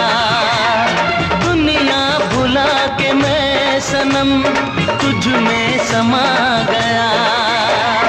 दीवानी हो गई थी मैं तेरे प्यार में, बेचैन हो रही थी मैं तेरे इंतजार में, तेरे इंतजार में, तेरे इंतजार में।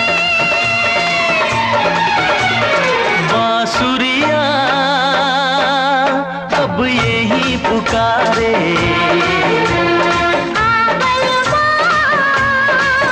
नदिया के किनारे। बलमा बलमा बलमा, बलमा बलमा बलमा, नदिया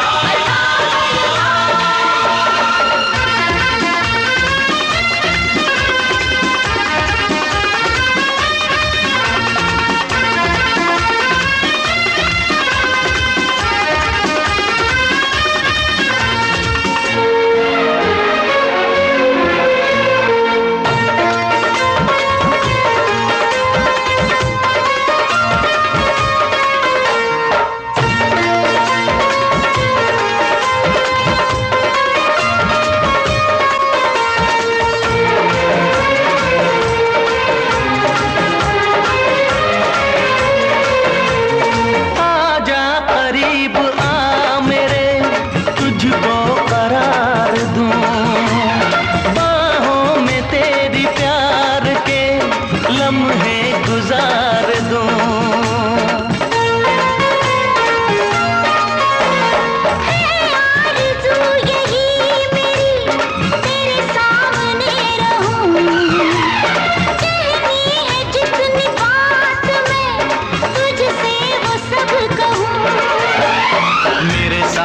है तू साथिया हर एक हाल में, खोया रहूं हमेशा मैं तेरे ख्याल में, तेरे ख्याल में, तेरे ख्याल में। बांसुरियां अब यही पुकारे,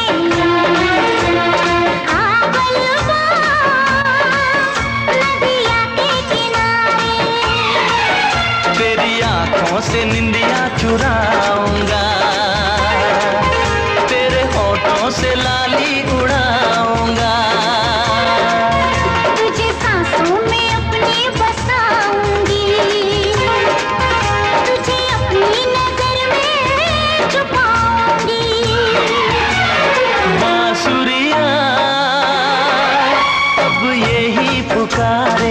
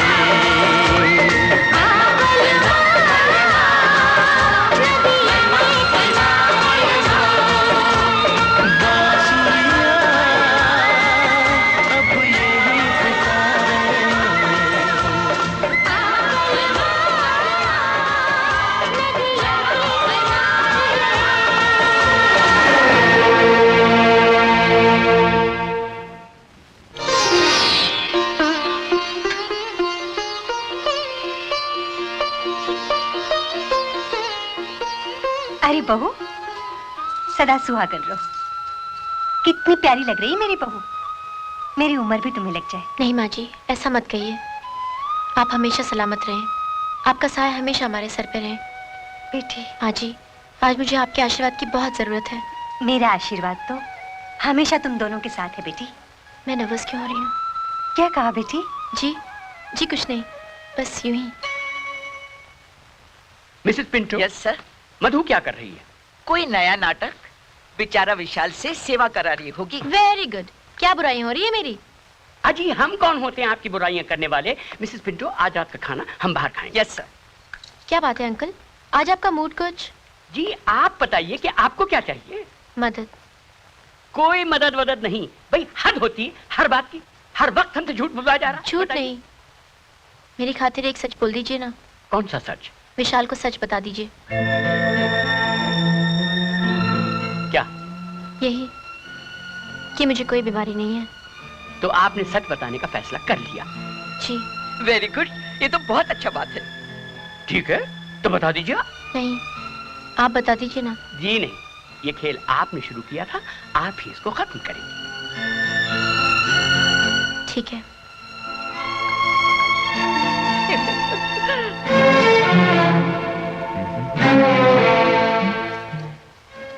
क्या बात है? कुछ नहीं। कुछ तो है। ये चेहरे पे उदासी क्यों? शाम को क्या प्रोग्राम है आपका? अरे आपका बदन तो आग की तरह तप रहा है। आपको तो बुखार है। बहाने बनाने की जरूरत नहीं है, तुम्हारी मर्जी क्या है। मैं बहाने नहीं बना रही, आपको वाकई बुखार है। Uncle, uncle. हाँ बेटी क्या हुआ? अंकल देखो विशाल को कितना तेज बुखार है। मधु तुम है बुखार भाई? अरे अंकल मामूली सा फीवर तो है। चलो ना। But uncle it's very minor. बैठो ना। मधु तुम तो बस कमाल करती हो। लेटो। अंकल मेरी बात समझने की कोशिश तो कीजिए। Eyes open. But uncle I am absolutely fine. Mouth wide.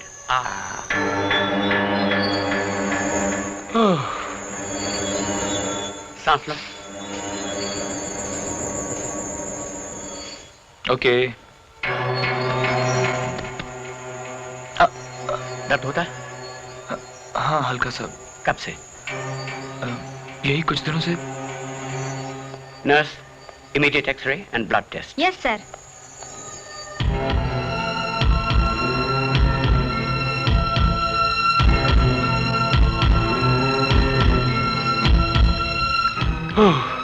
ये अंकल भी बस।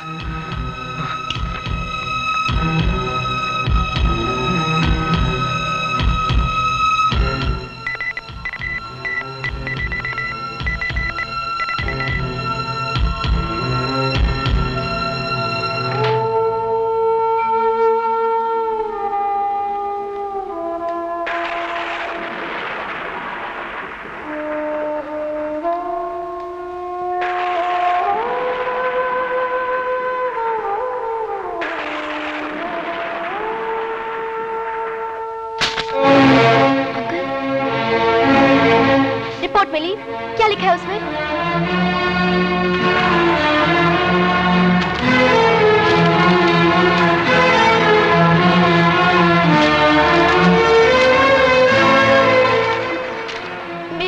मेरी तो कुछ समझ में नहीं आ रहा। बताइए ना, क्या हुआ है उसे? कैंसर। नहीं, ये झूठ है, ये झूठ है, ऐसा नहीं हो सकता।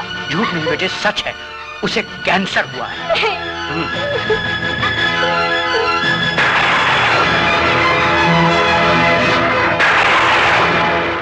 मिस्टर विशाल, अब आपकी माता जी बिल्कुल ठीक हैं। अब उन्हें कोई बीमारी नहीं है। अब यकीन आया बेटे। भाई मेरी बात पे इनको विश्वास नहीं आता। घर की मुर्गी दाल बराबर। आप मुझे शर्मिंदा कर रहे हैं अंकल। मैं तो आपका एहसानमंद हूँ। माँ को ठीक करके आपने मुझे नई जिंदगी दी है। ऐसा लगता है जैसे जैसे मुझे दूसरा जन्म मिला हो। ऐसा नहीं हो सकता। मैं ये कपड़े नहीं पहन सकती। आप जानती हैं कि विशाल को क्या बीमारी है, फिर भी आप चाहती कि मैं सच सवर के बैठूं? मुझे मालूम है बेबी, लेकिन हमको ये सब क्या पता। ये तो माँ जी ने कहा है। माँ ने? हाँ। लेकिन क्यों? इसलिए कि आज करवा चौथ है। ये वो व्रत है जो हर सुहागन अपने पति की सलामती के लिए रखती है और उसकी लंबी उम्र के लिए प्रार्थना करती है। हाँ हाँ, क्यों नहीं करेगी। मधु अपना पति का जिंदगी का वास्ते ये कपड़ा पहनेगी। क्यों मधु? पहनेगी ना? हाँ माँ जी, मैं उनकी जिंदगी के लिए कुछ भी करूंगी। प्रार्थना करूंगी कि उन्हें मेरी उम्र भी लग जाए। माँ, मैंने मधु को अपना सगा औलाद का माफिक पाला है। उसको माँ का कमी महसूस नहीं होने दिया। अब वो अपना हस्बैंड का बीमारी का खबर सुनकर मर रहा है और कोई माँ अपना बच्चे को मरते हुए नहीं देख सकता। हर माँ तुम्हारा जैसा मजबूत तो नहीं हो सकता ना। तुमने तो अपने बेटे को क्रॉस पर चढ़ते हुए देखा है माँ। मैं नहीं देख सकती, मैं नहीं देख सकती माँ। मैं भी बेबस और मजबूर हूँ बेटी। जहां तक मेरे पेशे और दवाइयों का ताल्लुक है, मेरी कोशिशें जारी रहेंगी। आखिरी सांस तक मैं लड़ता रहूंगा। वैसे विशाल की मेडिकल रिपोर्ट मैंने अमेरिका भेजी है। वहां के अच्छे डॉक्टरों की टीम मेरी मदद कर रही है। लेकिन होगा क्या? वही होगा बेटी जो भगवान को मंजूर है। हम तो सिर्फ कोशिश कर सकते हैं। मैं क्या करूं अंकल? वही करो बेटे जो विशाल तुम्हारे साथ करता आ रहा है। उसे खुशियां सुख दो बस। एक काम क्यों नहीं करती, तुम उसे अपने हिल स्टेशन के बंगले पे ले जाओ। शायद उसकी सेहत में फर्क पड़े।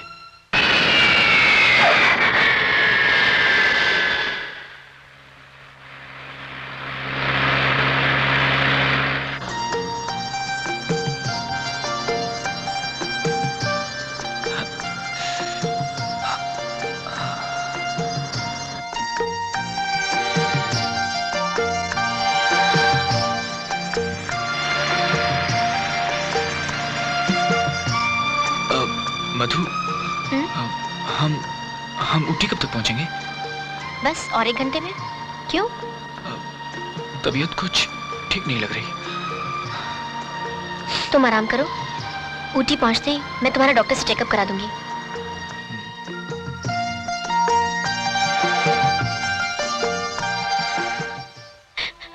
करूं अंकल, बुखार कभी नहीं हो रहा, मुझे बहुत डर लग रहा है। हिम्मत से काम लो बेटी, तुम एक बहादुर लड़की हो। ये तुम्हारे इम्तिहान का वक्त है। Be brave and don't worry, हम आ रहे हैं। जी अंकल।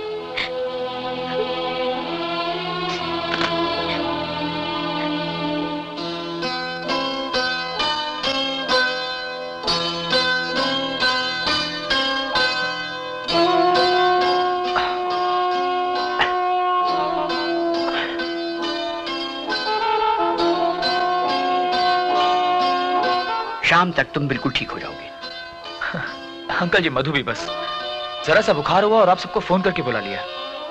बच्ची है, घबरा गई थी। मैंने कभी टूटी देखा नहीं था। टूटी नहीं मिसेस पिंटो, ऊटी। बात तो समझ में आ गया ना? आ गई मिसेस पिंटो। भाई हमें तो बड़ी सख्त भूख लगी है, हम तुम लोगों के मेहमान हैं, हमें कुछ नाश्ता वाश्ता खिलाओगे कि नहीं? जी अंकल।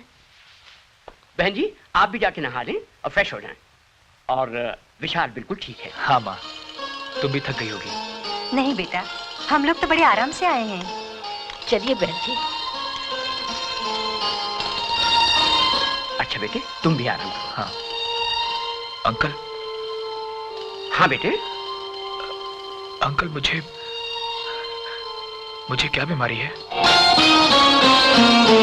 इतने ढेर सारे टेस्ट लिए, अभी तक कोई रिपोर्ट नहीं आई। Report?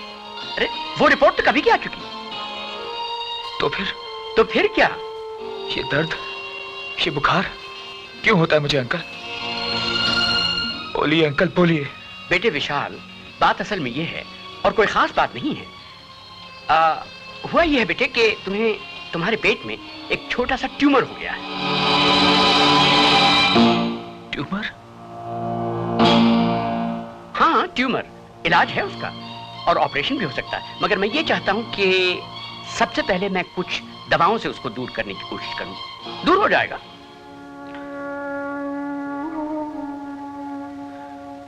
Are you sure uncle? Very sure. और अब आप हमें अपना काम करने दीजिए और आप करें अपना काम, मतलब ये कि आराम। वही तो कर रहा हूं। गुड।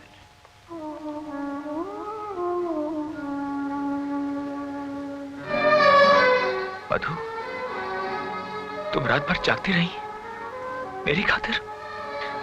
आपकी तबीयत अचानक इतनी ज्यादा खराब हो गई और मैं सो जाती आराम से। अरे पगली, हल्का सा बुखार ही तो हुआ था, कोई मर थोड़ी जाता। भगवान के लिए ऐसे बुरे शब्द मुंह से मत निकालो। I love you Vishal, I love you. रो मत बेटे, हिम्मत से काम लो। और तकदीर ने भी क्या मजाक किया है हमारे साथ। जो शतरंज बिछाई थी खेलने के लिए, उसी पर हमारी ही मात हुई और हमारा मजाक थप्पड़ बन के हमारे ही मुंह पर पड़ा। मुझे सजा दी है भगवान ने। आपने ठीक ही कहा था कि मैंने शादी जैसे पवित्र रिश्ते की बुनियाद झूठ पर रखी है। मुझे नहीं मालूम था अंकल कि एक दिन यही झूठ सच बनकर मेरी ही मांग का सिंदूर बन जाएगा। मधु, काश ये बीमारी मुझे लग गई होती। बेटे, मेरे विशाल को कुछ नहीं होता, कुछ नहीं होता। बस करो ना बेटे। मैं क्या कहूँ उससे? कब तक असलियत छुपाऊं? कैसे उसका सामना करूं? We must tell him the truth, बेटी। विशाल को सच बताना ही पड़ेगा। नहीं, विशाल की बीमारी का अगर माँ को पता चल गया तो वो विशाल से पहले खत्म हो जाएंगी। माँ ने जिंदगी में कोई सुख नहीं देखा, ये गम तो उनकी जान ले लेगा। तो फिर करें क्या बेटी? जिस तरह वो मेरी झूठ मूठ की बीमारी को सच मानकर मुझसे छुपाता रहा, मैं भी उसे कुछ नहीं बताऊंगी। अब जितने भी दिन उसकी जिंदगी के बचे हैं, मैं उन्हें खुशियों से भर दूंगी, खुशियों से भर दूंगी।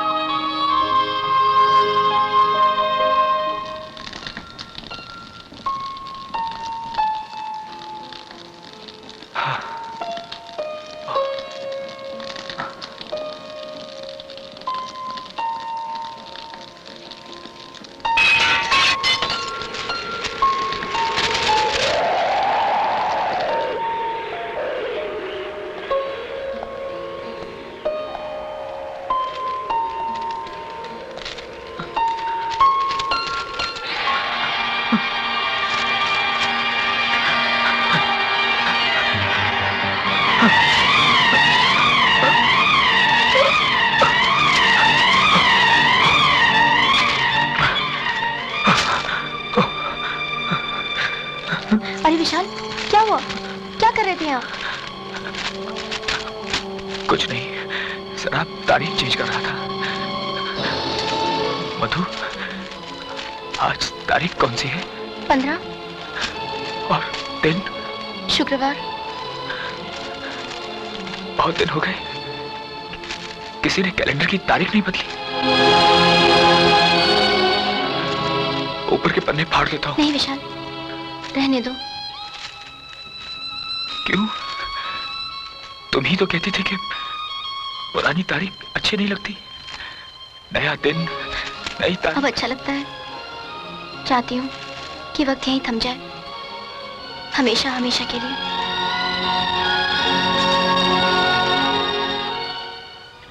कितना अच्छा मौसम है, बड़ा सुकून है यहाँ।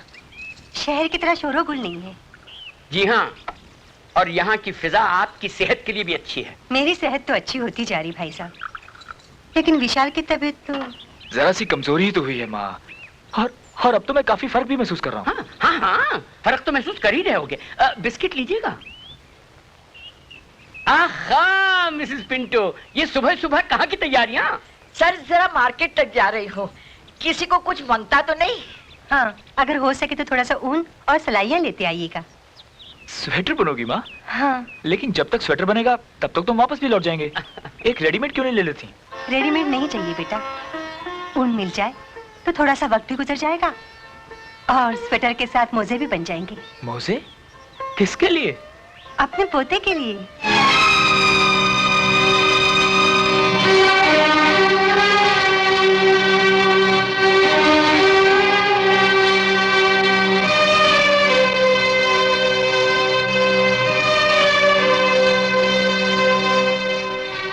क्यों भाई साहब, ठीक कहा ना मैंने? हाँ हाँ बहन जी, क्यों नहीं। Don't forget the world Mrs Pinto. हाँ, यस सर।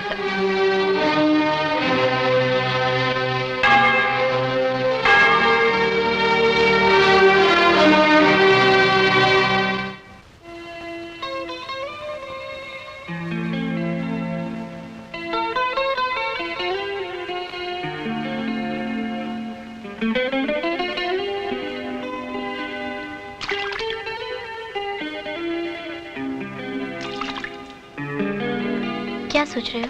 हाँ? इस झील के बारे में। बहुत बड़ी झील है ना, तुम्हारी तरह। तुम भी विशाल और ये झील भी विशाल। नहीं, ऐसी बात नहीं है। झील मुझे बहुत अच्छी लगती है। हर झील मुझे अपने बचपन की याद दिलाती है। जानती हो मधु, जब मैं छोटा सा था तो हमारे घर से एक झील दिखाई देती थी। अक्सर मैं और मेरे डैडी उस झील के किनारे बैठा करते थे। मेरे डैडी बहुत अच्छे तैराक थे। वो चाहते थे कि मैं भी तैरना सीख लूं, लेकिन मैंने तैरना नहीं सीखा। तुम बोर तो नहीं हो रही? बोर क्यों? तुम तो मुझे भी अपने साथ बचपन में ले गए थे। वैसे कल तक तो इस बात का यकीन हो चला था कि इंसान हमेशा बच्चा बना रहता है, जब तक वो हर गम, हर दुख को भूलकर जीना चाहे। कल तक यकीन था, तो आज क्या हुआ? बहुत सीरियस लग रही हो। नहीं तो।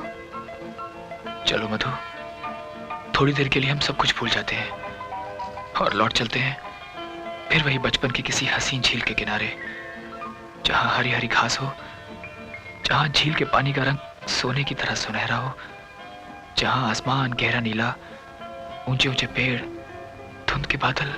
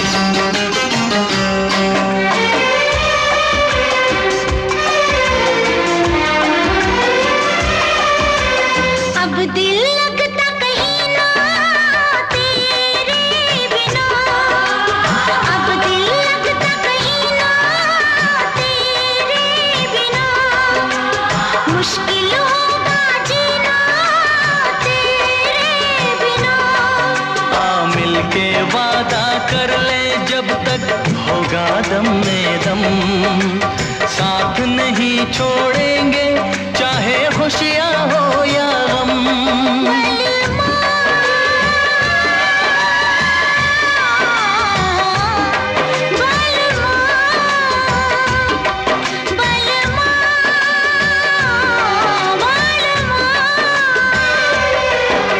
अगर जिंदगी हो तेरे संग हो, अगर जिंदगी हो तेरे संग हो,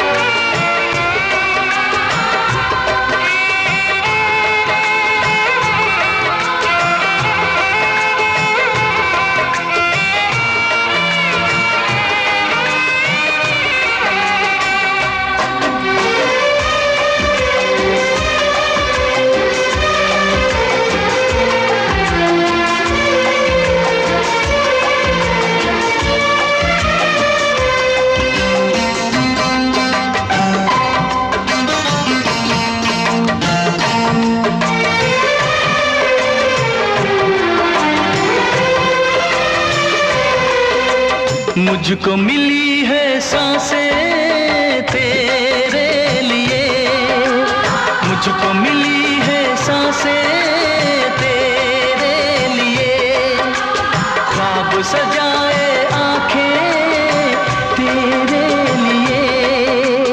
अब न कभी रूठेगी तेरी बातों का मौसम, मेरी यादों में महके तेरी यादों का मौसम।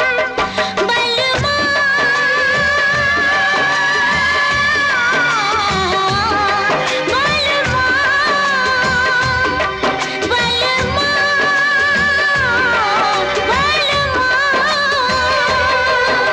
अगर जिंदगी हो तेरे संग हो, अगर जिंदगी हो तेरे संग हो।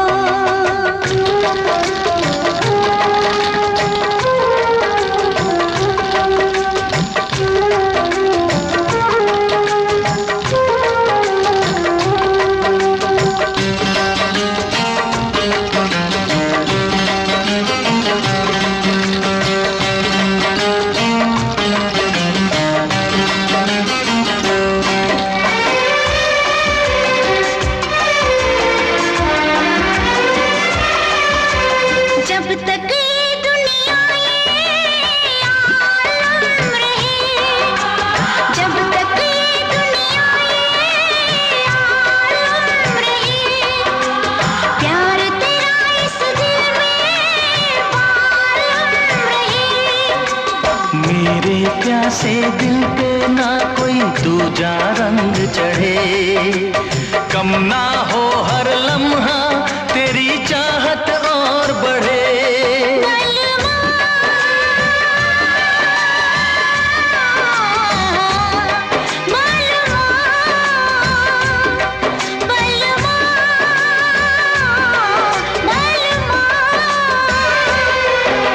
अगर जिंदगी हो तेरे संग हो, अगर जिंदगी हो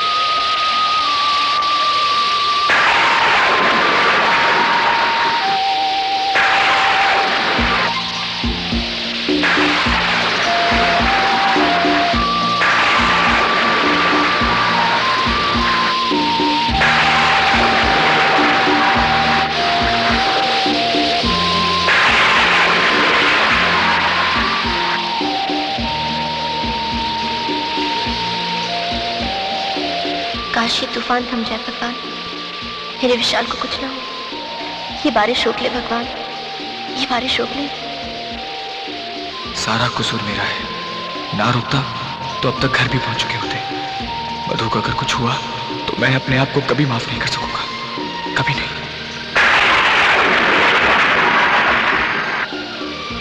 अरे ये क्या कर रहे हो तुम? अगर सर्दी लगी तो जानती हो ना, जरा सी बात में तुम्हारी तबीयत खराब हो जाती है। तुम्हारी भी तो, तुम बीमार पड़ गए तो? चलो कम ऑन, चुपचाप ये जैकेट पहनो। ओफो। हाँ अब ठीक है, शाबाश। लेफ्ट। प्लीज रोकिए रोकिए। क्या हुआ? ऐसे मेन रोड पर छोड़ देंगे? बैठ जाओ। मधु कम ऑन, हरी अप।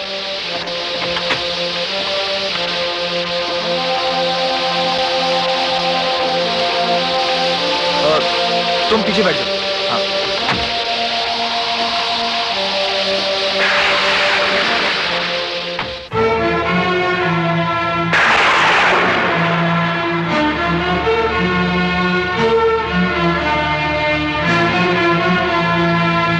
चुक चुक चू, सदा सुहागन रहो बहू। मैंने सुहाग रात को बैराग की रात में बदल दिया। ये मेरी जिंदगी की पहली कमाई। एक ज्वालामुखी बने जो हम सबको जलाकर राख कर देगा। झूठ नहीं बेटे, सच है, उसे कैंसर हुआ।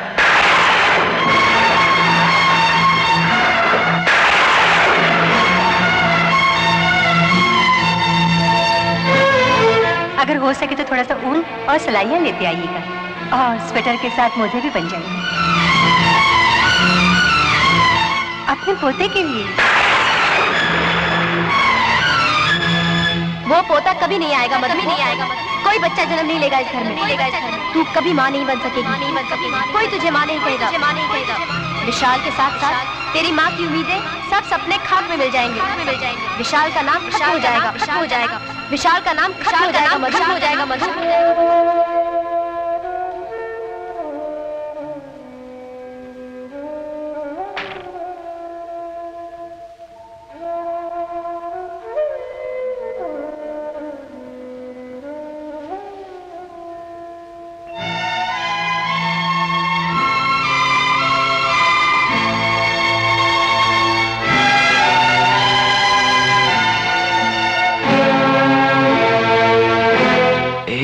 मधु, क्या हुआ? एक बात कहनी थी। कहो। बुरा तो नहीं मानोगे? पहले वादा करो कि मैं जो कुछ कहूंगी सुनकर मुझे माफ कर दोगे, नफरत नहीं करोगे मुझसे। नफरत और तुमसे? अरे पगली, ऐसा तो हो ही नहीं सकता। कहो क्या बात है? पहले वादा करो। वादा? मुझे गलत मत समझना विशाल। मेरी एक सहेली थी नीना, चंद ही महीने हुए थे उसकी शादी को। पता चला एक दिन वो जलकर मर गई। वो खुद नहीं जली थी, बल्कि उसके पति और ससुराल वालों ने मिलकर उसे जलाया था। इस सदमे ने मेरे अंदर मर्दों के लिए नफरत पैदा कर दी। मैं तो शादी करना ही नहीं चाहती थी। बहुत से रिश्ते आए, लेकिन मैंने ठुकरा दिए। नैनी और अंकल ने कितने जतन किए, लाखों कस्में दी। फिर एक दिन थक कर मैंने हार मान ली और शादी के लिए हाँ कर दी। उस भीड़ में तुम भी थे, सबसे अलग। मैं मान गई, शादी हो गई, और तुमसे दूर रहने के लिए जो नाटक मैंने खेला था वो नाटक चलता रहा। नाटक? हाँ, बीमारी का नाटक। मुझे कभी कोई बीमारी नहीं थी विशाल। वो सब ढोंग था, झूठ था। तुमसे दूर रहने और तुम्हें परखने का एक बहाना था। क्या? हाँ विशाल, मुझे कोई बीमारी नहीं है। मैंने तुम्हें धोखा दिया और तुम दिन रात मेरी सेवा करते रहे। मुझे इतना प्यार देने लगे कि मुझे खुद से शर्म आने लगी। तुम्हारी मासूमियत और सादगी ने मेरी जुबान पर लाखों ताले लगा दिए। मैं डरती रही कि अगर अब तुम्हें सच्चाई का पता चल गया तो तुम मुझे कभी माफ नहीं करोगे। मैं तुम्हारी मोहब्बत और माँ की ममता को हमेशा के लिए खो दूंगी। लेकिन अब मुझसे ये बर्दाश्त नहीं होता। मैं तुमसे और दूर नहीं रह सकती। मैं तुम्हारे करीब आना चाहती हूँ विशाल। मैं तुम्हारा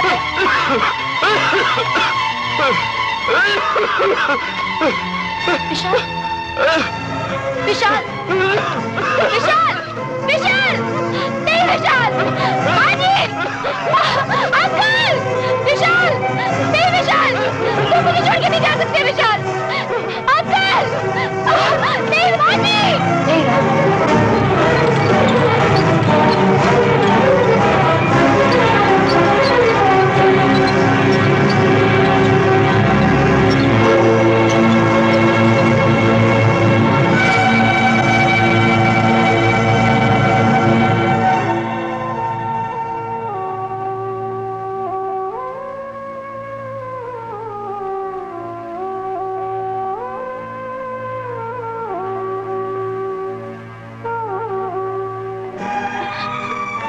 अंकल, विशाल कैसा है?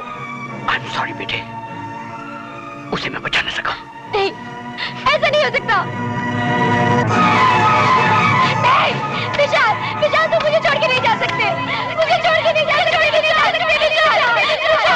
विशाल, तुम मुझे छोड़ के नहीं जा सकते। तुम मुझे छोड़ के नहीं जा सकते। मधु, मधु, होश में आओ। विशाल, मुझे अकेला मत छोड़ना। मुझे अकेला मत छोड़ना। नहीं छोड़ूंगा तुझे पगली, कभी नहीं छोड़ूंगा। तुमने कोई बुरा सपना देखा है? मैं हूं ना तुम्हारे पास, कुछ नहीं हुआ मुझे। Relax, relax. तुम्हारा तो भेजा फिर गया है। तुम कुछ भी समझो, मैंने फैसला कर लिया है। मैं माँ बनूंगी। मैं विशाल के बच्चे को जन्म देना चाहती हूँ। ऐसा नहीं हो सकता मधु बेबी। क्यों नहीं हो सकता? इसलिए कि विशाल को जानलेवा बीमारी है। हाँ बेटी, वो बीमार है। बीमार है तो क्या हुआ? आप किस बात के डॉक्टर हैं? क्यों इतनी बड़ी बड़ी डिग्रियां ली हैं आपने? क्यों इतना बड़ा हॉस्पिटल चला रहे हैं आप? क्यों लोग सुबह शाम हाथ उठाकर आपको दुआएं देते हैं? दुनिया भर के लोगों को शफा और जिंदगी देने वाला डॉक्टर आज अपनी बेटी के सिंदूर को मिटने से नहीं बचा पा रहा। ये मत कहो बेटी, मेरा बस चले तो मैं अपनी जान दे के तुम्हारे सिंदूर को बरकरार रखूं, मगर क्या करूं, मजबूर हूं। किस बात की मजबूरी है अंकल? आपकी तालीम और डिग्रियों की या फिर दौलत की? दौलत की नहीं बेटी, हम सब के ऊपर भी एक बहुत बड़ी ताकत है और उसके सामने किसी का जोर नहीं चलता। ये सब उसी की मर्जी से तो हो रहा है। ये सब मेरे ही गुनाहों की सजा है। मेरे प्यार को नजर लग गई, मेरी अपनी नजर लग गई। आपने ठीक ही कहा था अंकल, मैंने शादी जैसे पवित्र रिश्ते का अपमान किया है। झूठ बोलकर शादी की कि मुझे कैंसर की बीमारी है। काश कि मैंने ये झूठ नहीं बोला होता। काश कि ये बीमारी मुझे लग गई होती। लेकिन मेरे विशाल को कुछ नहीं होता, उसे कैंसर का रोग नहीं होता। आप मेरी तमाम दौलत ले लीजिए, ये घर ये जायदाद सब बेच दीजिए, लेकिन मेरे विशाल को बचा लीजिए अंकल, उसे बचा लीजिए। हम मजबूर हैं मेरी बेटी। अमेरिका के डॉक्टर की रिपोर्ट भी आ चुकी है। क्या लिखा है उसमें? यही कि चंद दिनों का मेहमान है हमारा विशाल। नहीं, ऐसा मत कहिए। अगर मेरे विशाल को कुछ हो गया ना तो मैं आग लगा दूंगी इस दुनिया को, आग लगा दूंगी मैं इस संसार को।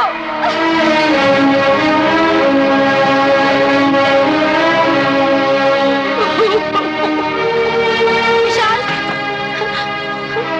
विशाल,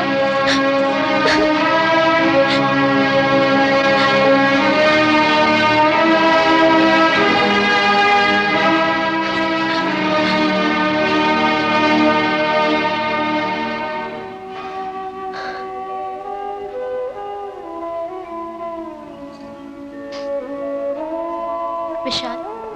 मधु, मधु तुम आओ बैठो। क्या बात है? विशाल मुझे कहीं बाहर ले चलो। कहाँ? तुम चलो तो सही, यहाँ मेरा दम घुट रहा है। अच्छा चलो।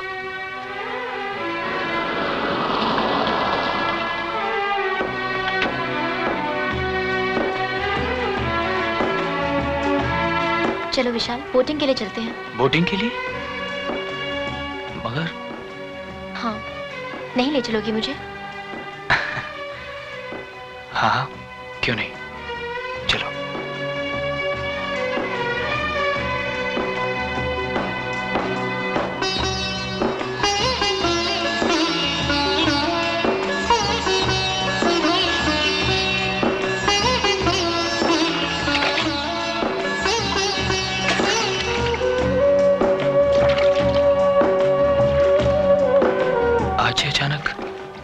बोटिंग का इरादा कैसे? तुम्हें झील बहुत अच्छी लगती है ना विशाल? याद है एक दिन तुमने कहा था चलो फिर बचपन की किसी हसीन झील के किनारे लौट चलते हैं, जहां पर हरी हरी घास हो, झील के पानी का रंग सोने की तरह सुनहरा, आसमान गहरा नीला, ऊंचे ऊंचे पेड़। आज मैं फिर वही झील ढूंढने आई हूँ विशाल।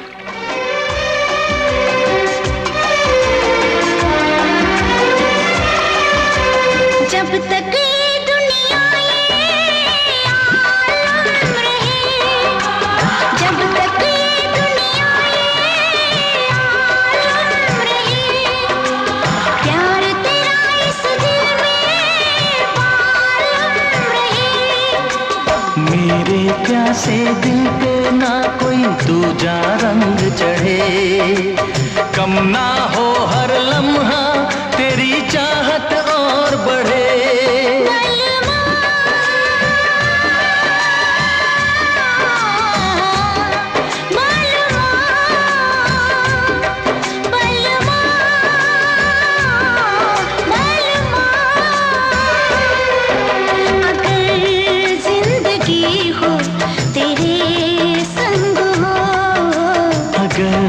जिंदगी हो तेरे संग हो, अगर मौत हो तो वो हो तुझसे पहले, अगर मौत हो तो वो हो तुझसे पहले।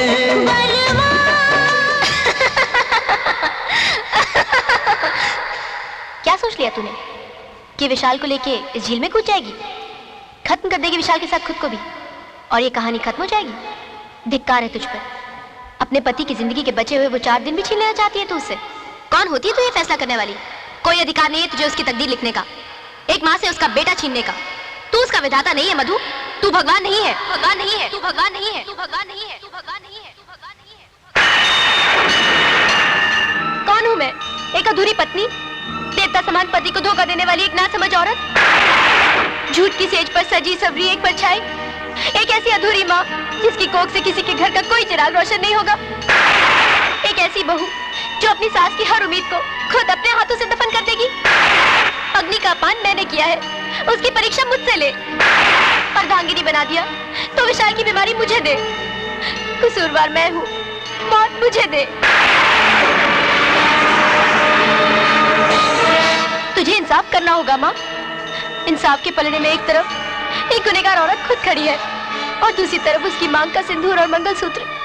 गौर से देख कौन सा पलड़ा भारी है, मेरे सिंदूर के रंग और इन काले मोतियों का, या फिर मेरे गुनाहों का। आज तुझे न्याय करना होगा माँ, वरना तेरी इस चौखट पर मैं अपना सर पटक पटक कर अपनी जान दे दूंगी।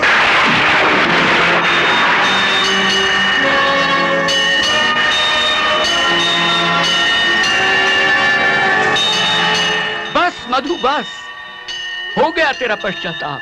क्या? हाँ बेटे, विशाल को कोई बीमारी नहीं। ये सोच सोच के मैं तड़पता और रोता रहा कि विशाल के साथ ये मजाक किया क्यों। एक ऐसे देवता समान इंसान के साथ जो सिर्फ अपनी माँ की जिंदगी और खुशी के लिए अपनी खुशियों को भूल के तेरी फिक्र में पड़ गया, जो पति होके भी तेरा पति न बन सका, जिसे खिलौना समझकर तू हमेशा खेलती रही, जिस पति की सेवा करना तेरा धर्म था, उसी से तू दिन रात सेवा करवाती रही। बेटी, बाप बनकर पाल तो मैंने तुझे लिया, मगर मां बनकर एक आदर्श पत्नी के संस्कार में तुझे न दे सका। इसीलिए मुझे सब कुछ करना पड़ा। लिवर की मामूली सी सूजन को कैंसर का नाम देके मुझे झूठ बोलना पड़ा, सिर्फ तेरी भलाई के, तेरी अच्छाई के लिए, ताकि विशाल से बोले हुए हर झूठ का पश्चाताप तू कर सके। आज वो पश्चाताप हो गया। आज मेरे मन से एक बहुत बड़ा बोझ उठ गया।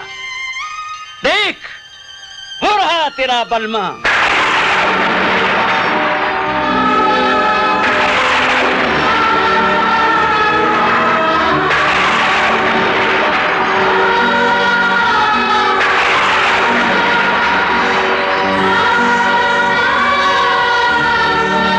माफी मांगनी है बेटे तो इससे मांग जिसकी गरीबी और मासूमियत से तू हमेशा खेलती रही।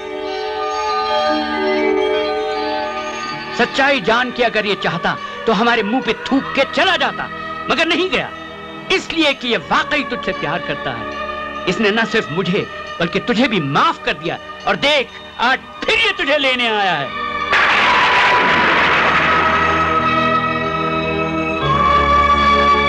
मुझे माफ कर दो विशाल, मैं तुम्हारी गुनहगार हूँ।